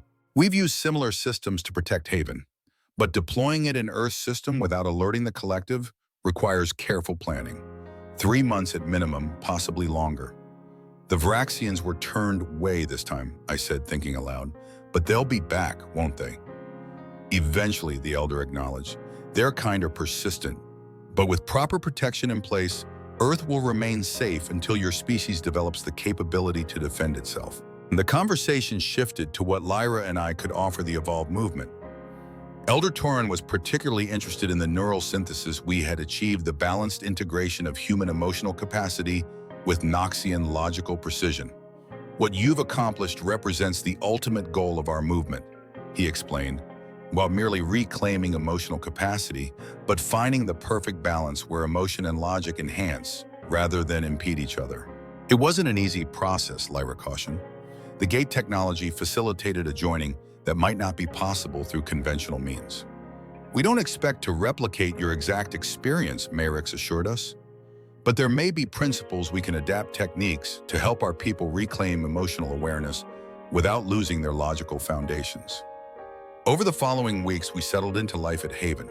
Days were filled with research sessions where Noxian scientists studied our neural patterns, conducted interviews, and developed theories based on our experiences.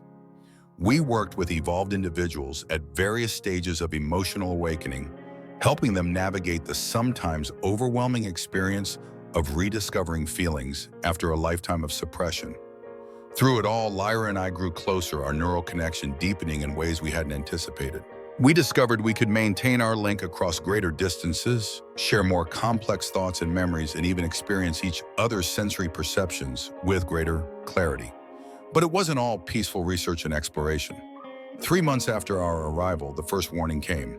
We were in the neural laboratory working with a group of young evolved on emotional recognition exercises when alarms sounded throughout the complex. Merrick rushed in his usual composure, visibly shaken. "Collective vessels approaching the system," he announced. "Military class, 3 ships. They've altered their signatures, but our deep space sensors detected them passing the outer marker." "How did they find us?" Lyra asked, alarm flowing through our connection. "Unknown," Merrick replied grimly. "But they're on a direct course for Haven, ETA 14 hours. Haven's Defense Council convened immediately. Elder Torin led the discussion from a command center buried deep beneath the main complex, surrounded by holographic displays showing the approaching threat. "Our cloaking systems are fully operational," reported a security specialist. "They shouldn't be able to detect us until they're practically in orbit. Yet their course suggests otherwise," the elder noted, studying the trajectory. "They're coming straight for us, not conducting a general sweep of the system." "Someone told them where to look," Matrix concluded. "We may have a security breach." The implication hung heavy in the air. If someone had betrayed Haven's location, what else might they have revealed? Were Lyra and I compromised as well? "What are our options?" I asked, trying to focus on solutions rather than fears. "Haven has defensive capabilities," the security specialist explained. "Energy shields, disruption fields, even some offensive measures if absolutely necessary. But we've never had to use them against collective military vessels before." "An evacuation," Lyra suggested. "Possible, but not for everyone," Elder Torin said grimly. "We have enough ships to transport perhaps half our population to secondary locations. The rest would need to shelter in place and hope our defenses hold." "There's another option," Merrick said quietly. One we've held in reserve for an extreme situation like this. All eyes turned to him. The Nexus Gate Network, he continued. We've been studying it for decades.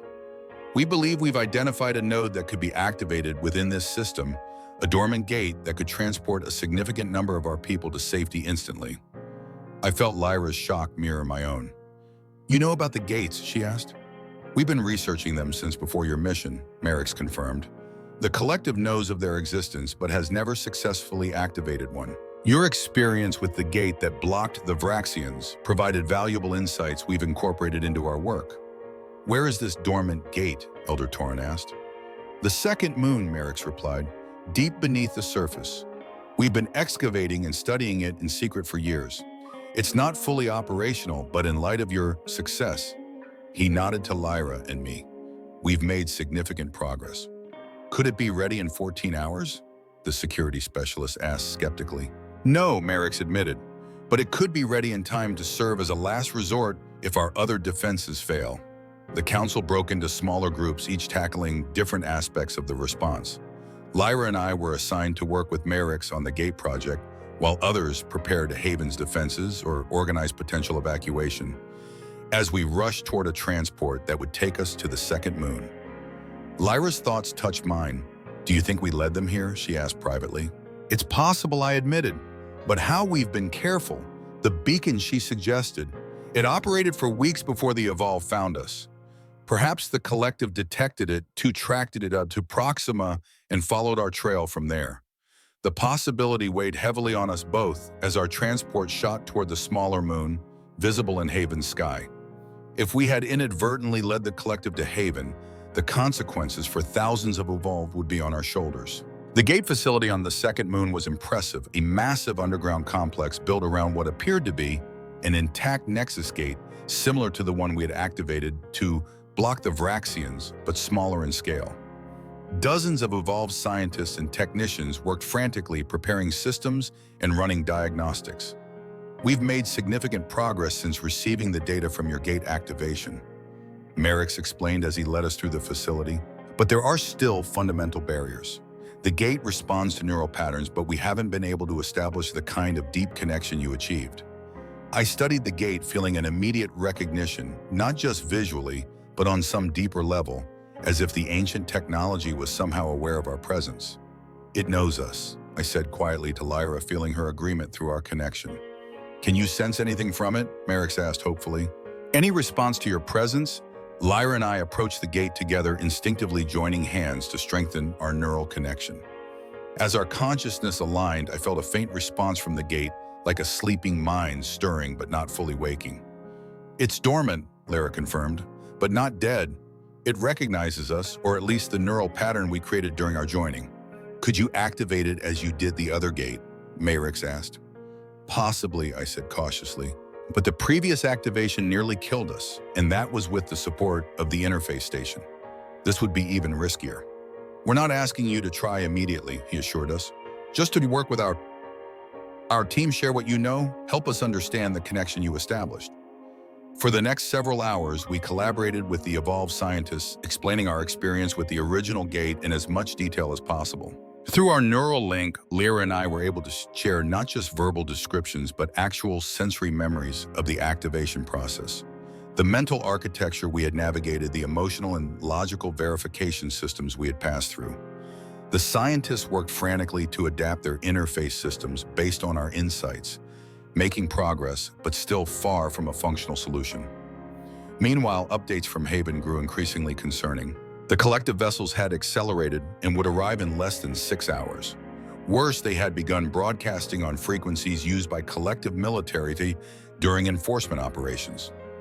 This isn't a reconnaissance mission, Merrick said grimly after receiving the latest update. It's a strike force.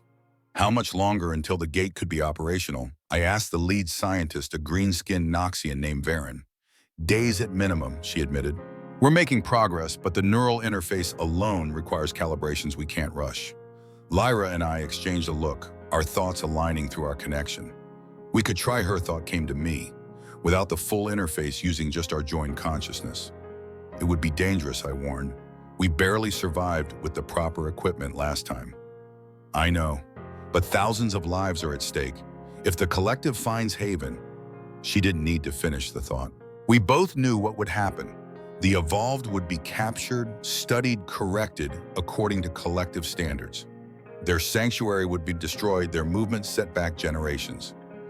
There may be another way, I said aloud to the team, but it's extremely risky. All eyes turned to us as I explained what Lyra and I were considering a direct neural connection to the gate without the interface equipment, using only our merged consciousness as the conduit. The danger would be entirely on us, Lyra added. If it works, the gate activates. If it fails, you could both die, Varen stated bluntly, or worse, suffer complete neural collapse while remaining physically alive. We understand the risk, I confirmed, but we need to try. Merrick studied us for a long moment, then nodded. Prepare whatever support systems you can, he instructed the team. If they're willing to attempt this, we owe them every advantage we can provide. The next 2 hours were a blur of preparation. Medical systems were set up to monitor our vital signs and neural activity. Emergency protocols were established in case something went wrong. The gate chamber was cleared of all non-essential personnel, leaving only the medical team and Merrick himself. As we stood before the ancient ring structure, Lyra turned to face me. Through our connection, I felt her fear, her determination, her love. All the emotions that her Noxian heritage had once denied, but which now flowed freely between us. Whatever happens, her thought came to me, I wouldn't trade what we've become for anything. Neither would I replied, taking both her hands in mine. We closed our eyes, focusing inward, allowing our consciousness to merge more completely than we had since the original gate activation. The boundary between us dissolved individual identity, giving way to our unified mind, neither human nor Noxian, but something unique and powerful. From this joined state, we reached out toward the dormant gate. At first, there was only silence, emptiness. Then faintly a response, ancient awareness stirring, recognizing the neural pattern that had successfully interfaced with its sibling gate. Connected minds came the thought, not in words, but in pure concept. You seek activation. Yes, we responded with our unified consciousness to protect many lives. The gate's awareness expanded, examining us more deeply. You are different from the others who have attempted connection. Balanced, harmonic. We are joined, human and Noxian, we explained. Two perspectives unified. This is acceptable, the gate acknowledged. But activation requires purpose, destination. We hadn't considered this critical detail. The original gate had been programmed to create a defensive barrier. This gate was designed for transportation, but to where? Show us the network we requested, the possible destinations. The gate's consciousness opened, revealing a vast web of connections spanning the galaxy, some active, glowing, bright in our mental vision, others dormant like this one. Each represented a potential destination, though many had been inactive for millions of years. There we decided, selecting a gate location far from Noxian space, in a system the collective had never explored. Can you connect to this node? Possible, the gate confirmed. But energy requirements are significant. One-time activation only with current resources. That's enough, we assured it. One path to safety. The activation process began far more smoothly than our first experience.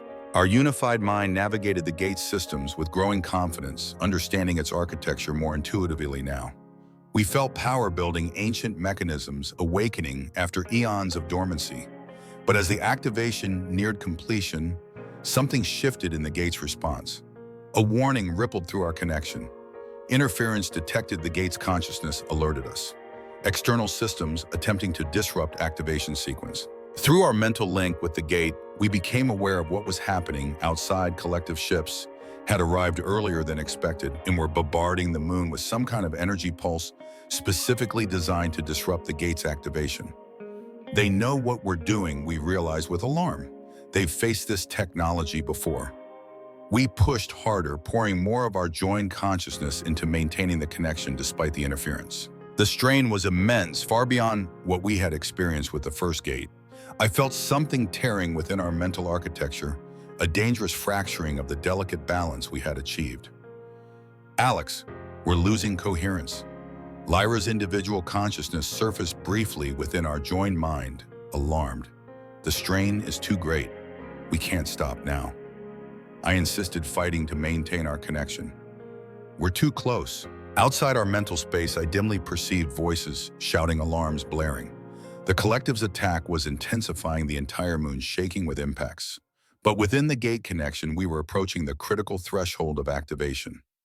With one final push, ignoring the growing pain, and the sense of our joined consciousness beginning to fray, we completed the sequence. The gate flared to life, its ring of structure, filling with swirling energy, a portal forming at its center, a doorway to safety for the evolved. But the pain was severe. As the gate stabilized, our mental connection began to collapse under the strain. The careful integration of human and Noxian consciousness that we had maintained for months started to unravel. I felt Lyra's mind slipping away from mine, our unique shared identity dissolving. No, I fought desperately to maintain our connection, feeling Lyra doing the same from her side. But the damage was done. The forced separation was happening like a wound tearing open between us.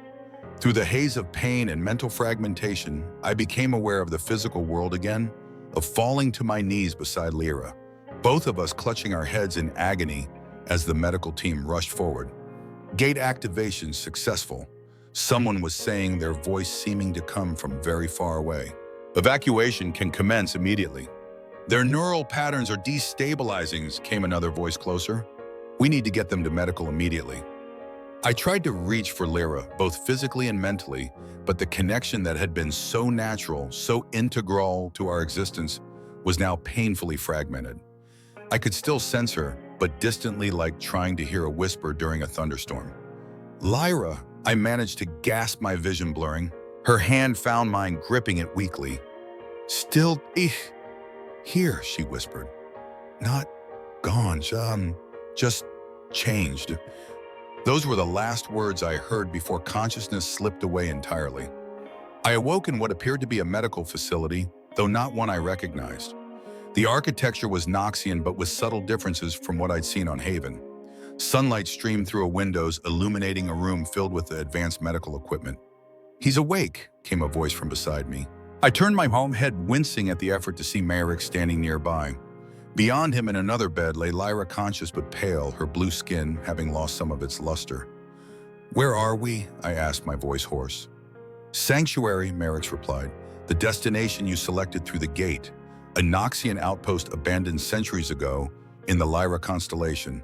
Fitting, don't you think? I tried to sit up, requiring Merrick's help. The evacuation, successful. Over 8,000 made it through before the collective forces overwhelmed the moon's defenses. The gate itself was destroyed in the final bombardment, but not before accomplishing its purpose. In Haven, Merrick's expression darkened. Occupied, the collective has claimed it as recovered territory. Those who couldn't evacuate are either in hiding or have been taken for reintegration. The news hit hard, but there was a more immediate concern pressing on my mind. Lyra, I said, turning toward her. Our connection is damaged but not destroyed, came her voice, weaker than I remembered, but still unmistakably hers. I can still sense you, Alex, just differently. I reached out mentally, trying to find the seamless integration we had shared before. Instead, I encountered first something fragmented, like a once clear signal now breaking up into static. I could still perceive her thoughts, but they no longer flowed into mine as naturally as my own. The gate activation placed unprecedented strain on your neural bond, Merrick explained. Our medical team believes the damage is not permanent, but recovery will take time. Your minds need to heal to find a new equilibrium. Will we ever be as we were? Lyra asked, the question that had been burning in both our minds. Uncertain, Merrick admitted, but not impossible. Your bond was formed through the Nexus Gate, originally a technology we're only beginning to understand. The fact that any connection remains after such trauma is remarkable in itself. In the days that followed, as we both recovered physically, Lyra and I worked to rebuild our mental connection. It was frustrating, painful work, like learning to walk again after a severe injury. What had once been effortless now required intense concentration. Thoughts that had flowed freely between us now had to be deliberately pushed across a gap that hadn't existed before. But gradually we made progress. The connection didn't return to its former seamless state, but it evolved into something new, less automatic, but perhaps deeper in some ways, requiring conscious effort that made each successful exchange more meaningful. Meanwhile, the evolved who had escaped through the gate were establishing a new community on this forgotten world. The abandoned outpost became the seed of a new haven, with construction extending outward as more living spaces and facilities were needed. 1 month after our arrival, when both Lyra and I had recovered enough to leave the medical facility, Merrick's took us to a hillside overlooking the growing settlement. "We're calling it Synthesis," he told us, gesturing to the blend of new and ancient structures below. "In honor of what you two represent, the joining of different minds, different perspectives into something greater than either alone." "It's a good name," Lyra said, standing close enough that our shoulders touched, strengthening our fragile mental connection. "And what about Earth?" I asked the question that had never left my mind despite everything else that had happened. "The protection plan, delayed but not abandoned," Merrick assured me. "We lost resources in the evacuation, but the Sentinel technology is being rebuilt here. The first deployment vessel should be ready within 6 months." I nodded, relief mixing with impatience. 6 months was not long in cosmic terms, but each day, Earth remained unprotected weighed on me. "There's something else you should know," Merrick added, his tone changing subtly. "During the chaos of the evacuation, one of our deep space communication arrays detected a signal from Earth. A message broadcast with more power and focus than anything they've sent before." My heart raced. "What kind of message?" "It appears your people have detected the remnants of the barrier created by the first gate activation. They don't understand what it is, but they know it's artificial. The message was a deliberate attempt to communicate with whoever created it. They're reaching out." I realized a complex mix of pride and concern flowing through me, actively trying to make first contact. "Yes," Merrick confirmed, "which makes the protection plan all the more urgent. A species on the verge of discovering interstellar communication becomes a target for many civilizations, some benevolent, others less so." "We need to be there," Lyra said, placing her hand on my arm. Though our mental connection remained fragile, I felt her determination clearly. "Not just the Sentinels, but us. Earth needs guides who understand both worlds." Merrick studied us thoughtfully. "Perhaps, when you fully recovered, when the Sentinel network is established, it might be possible to find a way for you to observe Earth more directly, even communicate in some limited fashion." The possibility sent hope surging through me, a path back to my home, even if not a physical return. I reached for Lyra's hand, feeling our connection strengthen slightly with the contact. "Whatever comes next," I said, looking from her to the settlement below and then to the stars above. "We face it together as we always have." "As we always will," she agreed, her mind touching mine with growing clarity. Standing there at the dawn of Synthesis with the promise of Earth's protection and a future neither of us could have imagined. A year ago, I felt something crystallize within our fragmented connection, a new beginning. Not a return to what we had been, but an evolution into something we were still becoming. Human and Noxian, logic and emotion. Two consciousnesses that had changed each other irrevocably, now finding a new balance, a new synthesis of their own. The journey ahead would not be easy. The collective would continue hunting us. Earth would face new challenges as it took its first steps toward interstellar awareness. And our own bond would require constant nurturing as it healed and transformed. But in that moment, watching the twin suns of our new home setting over the horizon, I knew with absolute certainty that whatever the universe had in store for us, we would meet it as we had met everything else since that first fateful day on the Noxian laboratory floor, together stronger for our differences and forever changed by what we had become. As twilight deepened into night over Synthesis, the stars emerged, countless points of light representing endless possibilities. Somewhere among them was Sol, my son, and the blue planet I still called home in my heart, no longer visible to the naked eye from this distance, but never forgotten. 6 months passed in a blur of recovery and rebuilding.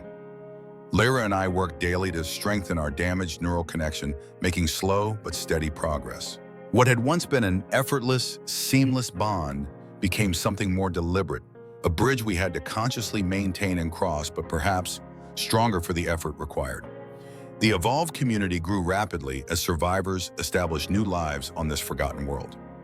The ancient outpost expanded into a proper settlement with research facilities, living quarters, and cultivation domes where plants from dozens of worlds grew together in carefully calibrated environments. Our role evolved as well. As the only successful human Noxian neural synthesis, we became both symbols and teachers for the community. Evolved scientists studied our bond developing techniques to help others enhance their emotional reclamation. Meanwhile, we worked with Myrix and his team on the Earth Protection Initiative, contributing our unique perspective to the Sentinel design. The first deployment vessel is ready, Myrix announced one morning while leading us through a massive hangar where a sleek ship stood prepared for launch. Carrying 12 Sentinel platforms enough to establish the first phase of the protection network around Earth's solar system, I approached the ship with a mix of excitement and longing. How long until it reaches Earth? 3 weeks at maximum speed, he replied. The Sentinels themselves will take another 2 weeks to deploy in optimal positions. By the midpoint of your Earth year, the basic protection grid will be operational. And undetectable by Earth technology, Lyra confirmed standing beside me. Completely. The cloaking systems operate on principles your world won't discover for at least a century. Myrix gestured to a separate section of the vessel. But there's more. Show them Varen.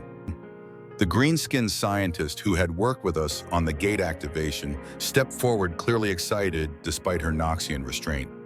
We've incorporated a special module based on your neural connection, she explained, leading us to a sealed compartment within the ship. Inside was something unexpected. What appeared to be a meditation chamber with 2 reclined seats facing each other, surrounded by technology reminiscent of the Nexus Gate interface, but on a smaller scale.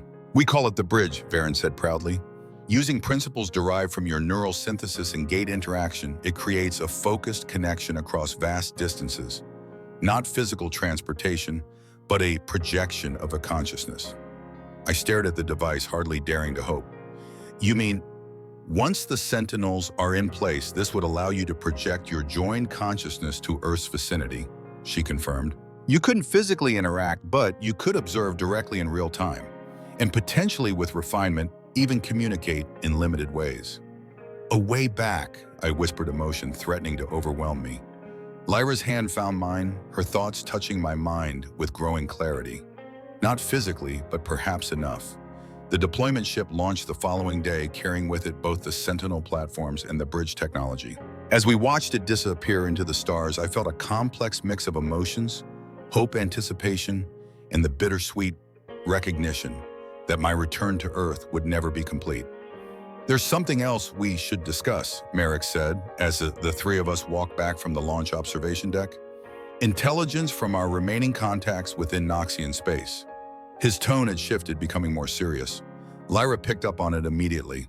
The collective is still searching for us. Yes, but it's more than that. Myrix stopped, ensuring no one else was within earshot. The collective has authorized a new initiative codenamed Integration Protocol. Based on fragmented reports from our sources, it appears to be their response to what you 2 represent. They're trying to replicate our neural synthesis, I asked, alarmed at the possibility. Not exactly, he replied grimly. They're developing methods to forcibly suppress emotional emergence in evolved individuals while extracting what they consider useful aspects of the emotional capacity, essentially weaponizing what you discovered. Lyra's grip on my hand tightened, her horror flowing through our fragile connection. They would mutilate minds rather than accept natural evolution, she said quietly. Apparently so. And worse, they're specifically hunting for either of you. Your neural patterns are considered the key to perfecting their protocol. This news cast a shadow over the hope we'd felt watching the deployment ship launch. The collective wasn't merely trying to recapture escaped aberrants. They were developing technology that could fundamentally damage the minds of anyone with emotional capacity. How close are they to implementing this protocol, I asked. Unknown, Myrix admitted. But the fact that it's progressed from theoretical to operational designation suggests they've made significant progress. We need to warn the other evolved communities, Lyra said immediately. Those still hiding within collective space are at greatest risk. Already underway, Myrix assured us. But our communication networks are limited. Many of the smallest evolved groups operate completely off-grid for safety. As we discussed potential responses to this new threat, a thought began forming in my mind, a dangerous, potentially reckless idea, but one that addressed both our concerns for Earth and the growing threat of the integration protocol. The bridge technology, I said slowly, could it be modified to project consciousness not just to Earth, but to other locations, to Noxian space, for instance. Merrick's looked startled. Theoretically, yes. The principle is the same regardless of destination, but the risk would be exponentially greater. If the collective detected the projection, they couldn't harm a projection physically. Lyra pointed out her thoughts already aligning with mine as our connection strengthened in response to shared purpose. No, but they could trace it back to its source with enough time, he countered. What are you suggesting? Alex, a two-pronged approach. I explained the plan, crystallizing as I spoke. While the Sentinels protect Earth, Lyra and I use the bridge to gather intelligence on the integration protocol and warn evolved communities too isolated to reach through conventional means. Mental reconnaissance, Lyra elaborated. Our joined consciousness projected across vast distances, leaving no physical trace. Merrick's considered this, his expression troubled. The risk is considerable, but so is the potential reward. He sighed. I'll speak with Varen about modifications to the bridge prototype we've retained here, but I want both of you to understand this would be entirely voluntary and more dangerous than anything you've attempted since the gate activation. We understood the risk all too well. Our neural connection, still healing from the damage sustained during the emergency gate activation, might not withstand the strain of such long-distance projection. And if the collective detected our presence, they would stop at nothing to locate our physical bodies. Yet as Lyra and I discussed it privately that night, we kept returning to the same conclusion. We couldn't stand by while Earth remained vulnerable, and the Evolved faced a threat designed specifically to exploit what we had discovered. Our connection began the moment we first joined minds. Lyra said, her fingers intertwined with mine as we strengthened our bond. Everything since then, the gates, the escape, building a new home here, it's all been leading to this moment, hasn't it? Using what we've become to protect both our worlds. Both our worlds. I repeated the phrase, striking a chord deep within me. Earth was my home, but the Evolved had become Lyra's people, and increasingly mine as well. We belong to both worlds now, bridging the gap between them, just as our minds bridge the gap between human and Noxian consciousness. 3 weeks later, Varen's team completed the modified bridge prototype. The device looks similar to the one installed on the deployment ship, but with enhanced safeguards and projection capabilities. We've incorporated elements from the Nexus Gate technology, she explained during our final briefing. The same principles that allowed your minds to connect with the ancient consciousness have been adapted to extend your projection range. Theoretically, you could reach anywhere within 100 light-year radius. And our physical bodies, Lyra asked, examining the reclined seats where we would lie during the projection, will remain here monitored constantly. If there's any sign of neural distress, we'll terminate the connection immediately. Varen's expression grew more serious. But you should understand this technology is experimental. We can't predict all possible outcomes. When can we begin? I asked, determination outweighing apprehension. The system is ready, she replied, but I recommend starting with a short-range test before attempting either Earth observation or Noxian space infiltration. We agreed to her suggestion, scheduling the first test for the following day. That night, Lyra and I spent hours strengthening our neural connection, preparing our minds for what would be the greatest test of our bond since the gate activation. The test projection went more smoothly than any of us had dared hope. Our joined consciousness successfully projected to Synthesis's orbiting satellite array, observing the settlement from above with perfect clarity. More importantly, we maintained stable neural cohesion throughout the process, our fragile connection actually strengthening rather than weakening under the bridge's influence. The technology seems to act as a stabilizer, Varen noted with excitement after we returned to our bodies. It's providing a framework that supports your natural connection, reducing the strain of distance projection. Encouraged by this success, we prepared for our first long-range mission, not to Earth, as I might have expected, but to Noxian space. The threat of the integration protocol took priority even over my desire to see home again. We've identified a research facility in the Rigel system where we believe integration protocol development is centered, Merrick explained during our final briefing. Your mission is observation only, gather intelligence on their progress, but do not attempt to interfere or make your presence known in any way. The day of the mission arrived with a mixture of anticipation and trepidation. As Lyra and I took our positions in the bridge chamber, I felt her mind reach for mine, our connection strengthening with shared purpose. Whatever we face, her thought came clearly, we face together. Always, I replied as the system activated around us. The sensation was unlike anything we had experienced before, neither the traumatic joining of the gate activation nor the effortless connection we had once shared. Instead, it felt like our consciousness was being gently lifted from our bodies, stretched across space while remaining anchored to our physical forms by an unbreakable tether. Stars streaked past in our perception systems and worlds blurring until suddenly we were there hovering as pure consciousness outside a massive space station orbiting a blue-white star. The Rigel Research Facility. With no physical form to detect, we moved freely through the station's outer hull, our joined mind observing without being observed. What we found inside confirmed our worst fears. The integration protocol was far more advanced than we had believed possible.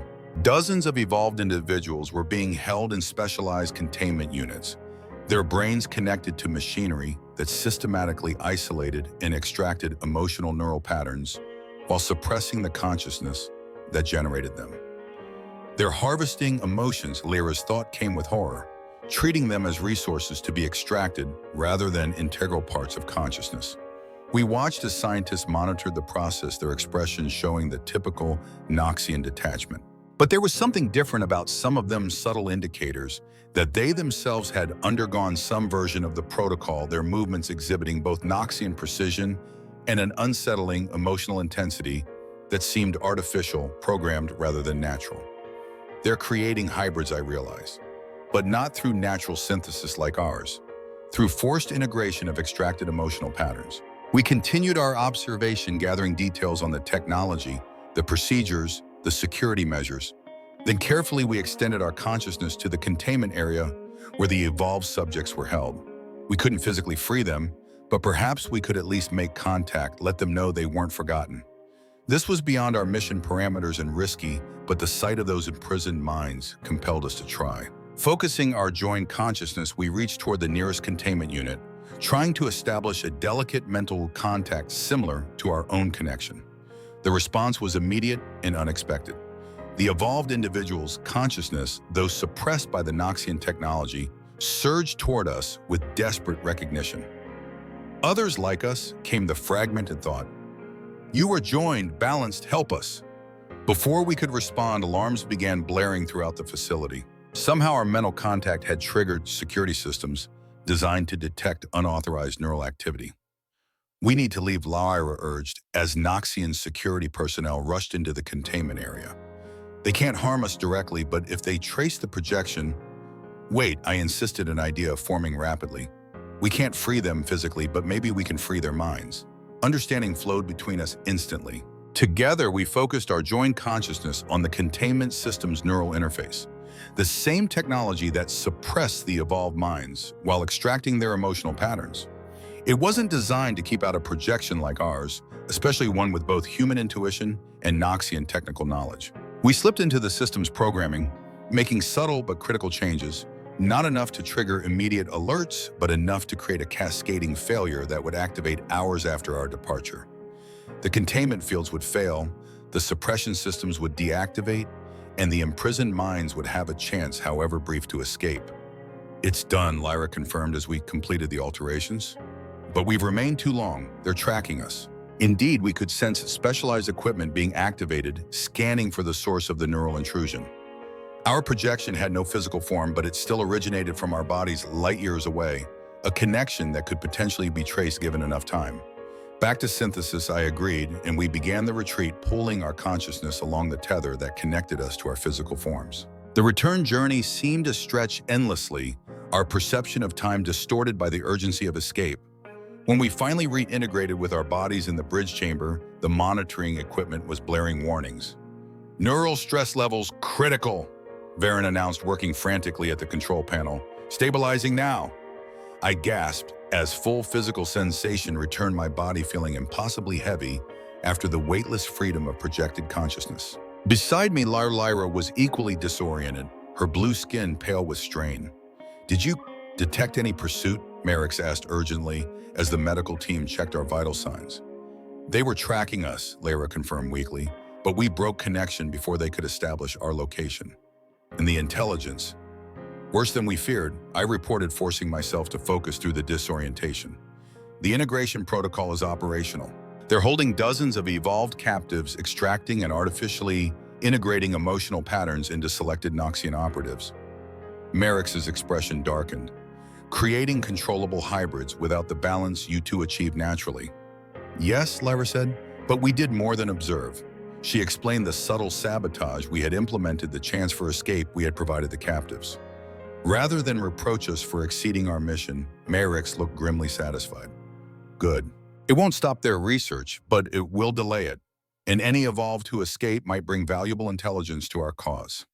The debriefing continued for hours as we shared everything we had observed: the technology, the procedures, the facility layout, and security measures.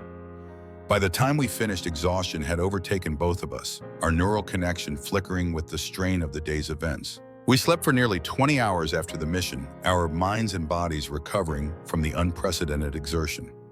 When we finally awoke, Merrick's was waiting with news. The deployment ship has reached Earth's system, he announced. Sentinel placement has begun. In approximately 2 weeks, the initial protection grid will be operational. Despite my exhaustion, I felt a surge of hope. And the bridge connection to Earth will be possible as soon as the first relay Sentinel is in position, he confirmed. Which brings me to a decision the Council has been considering. He paused, his expression softening slightly. In light of your successful mission to Rigel, dangerous as it was, we're prepared to offer you a formal role within the evolved movement. What kind of role? Lyra asked, sitting up with interest. Emissaries, Merrick's explained. Moving between worlds through the bridge technology, observing Earth, gathering intelligence from Noxian space, warning isolated evolved communities about the integration protocol. Your unique neural synthesis makes you perfect for this role, a permanent bridge between worlds. The offer was unexpected but made perfect sense. We were neither fully human nor fully Noxian, belonging completely to neither world yet connected to both. As projected consciousness, we could travel where physical bodies could not observe.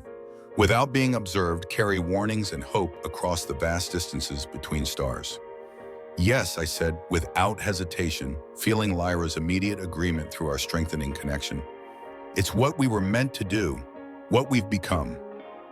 2 weeks later, with the first phase of Earth's protection grid in place, we prepared for our first projection to my home system. Unlike the mission to Rigel, this would be prolonged observation rather than intelligence gathering, watching over Earth from afar, ensuring the Sentinels function properly, perhaps catching glimpses of the world I had left behind. As we settled into the bridge chamber, I felt both excitement and apprehension. What if it's changed too much? I wondered aloud. It's been over a year since I was taken. Earth changes slowly, Lyra reminded me, her hand finding mine as we reclined in the projection chairs. And you'll always be connected to it no matter how it changes, just as I am connected to you. Our minds joined in as the bridge activated our consciousness, stretching across light years toward the yellow star I still called home. The journey seemed shorter this time, our projection more stable as we adapted to the technology. Then suddenly we were there, orbiting the beautiful blue planet that had shaped my existence. Earth seen from above looked exactly as I remembered, yet somehow more precious, more miraculous than before. Clouds swirled over oceans, continents green and brown, beneath city lights twinkling on the night side. Home, I thought, emotion overwhelming me. It's still here, still safe. It's beautiful, Lyra's thought joined mine, her appreciation flowing through our connection. I see now why you love it so. We extended our awareness, observing the Sentinels as they took up their positions at strategic points throughout the solar system, invisible guardians protecting a world that didn't yet know it needed protection. They were functioning perfectly, already tracking and diverting 2 small probes from unknown origins that had approached the system's edge. Then we turned our attention to Earth itself, observing more closely. We saw the bustling cities, the quiet wilderness, the endless variety of human life, continuing as it always had. I focused on specific locations: New York, where I had studied, Colorado, where I had trained for the space program, Minnesota, where I had grown up. All unchanged, all continuing without me. There was sadness in that realization, but also peace. The world went on as it should, and I was still connected to it, watching over it in a way I never could have imagined before. Look, Lyra directed my attention to a large radio telescope array in Puerto Rico. They're still broadcasting, still reaching out, Indeed, the Arecibo Observatory was active, sending carefully crafted signals into space, humanity's continuing attempt to contact whoever or whatever had created the barrier they had detected, unaware that their guardian was one of their own, changed beyond recognition, but still human at heart. Should we answer, I wondered, knowing we had the capability through the bridge technology? Not yet, Lyra advised gently. They're not ready for what we represent. The knowledge could be as dangerous as the threats they face. She was right. Earth needed protection, but also needed time to develop at its own pace to reach the stars on its own terms, rather than being thrust into a galactic community it wasn't prepared to join. But someday, I thought, watching the signals beaming outward from my home planet. Yes, Lyra agreed, her consciousness intertwined with mine as we hovered invisible guardians above the blue world. Someday when they're ready, we'll find a way to answer. As our first observation mission to Earth concluded and we prepared to return to our bodies on Synthesis 1, I took one last look at the planet that had shaped me. I was no longer simply human, just as Lyra was no longer simply Noxian. We had become something new together, emissaries between worlds, guardians of both our peoples, a bridge between civilizations. And somewhere in the vast darkness between stars, in the connection that bound us together, and to the worlds we protected, I found a peace I had never expected when this journey began. Not an ending, but a new beginning for Earth, for the evolved, and for the unique synthesis Lyra and I had become. Our story was just beginning. Hey everyone, if you've stuck with me through this cosmic journey, I want to thank you from the bottom of my heart. If you enjoyed Alex and Lyra's story of connection across the stars, please hit that like button and subscribe to catch more tales from beyond our world. What do you think will happen next? Will Alex and Lyra ever make direct contact with Earth? Will they stop the integration protocol? Drop your theories in the comments below and share this story with anyone who believes in humanity's potential to reach beyond our own world. Your support means everything. And trust me, there are plenty more adventures waiting in the infinite cosmos.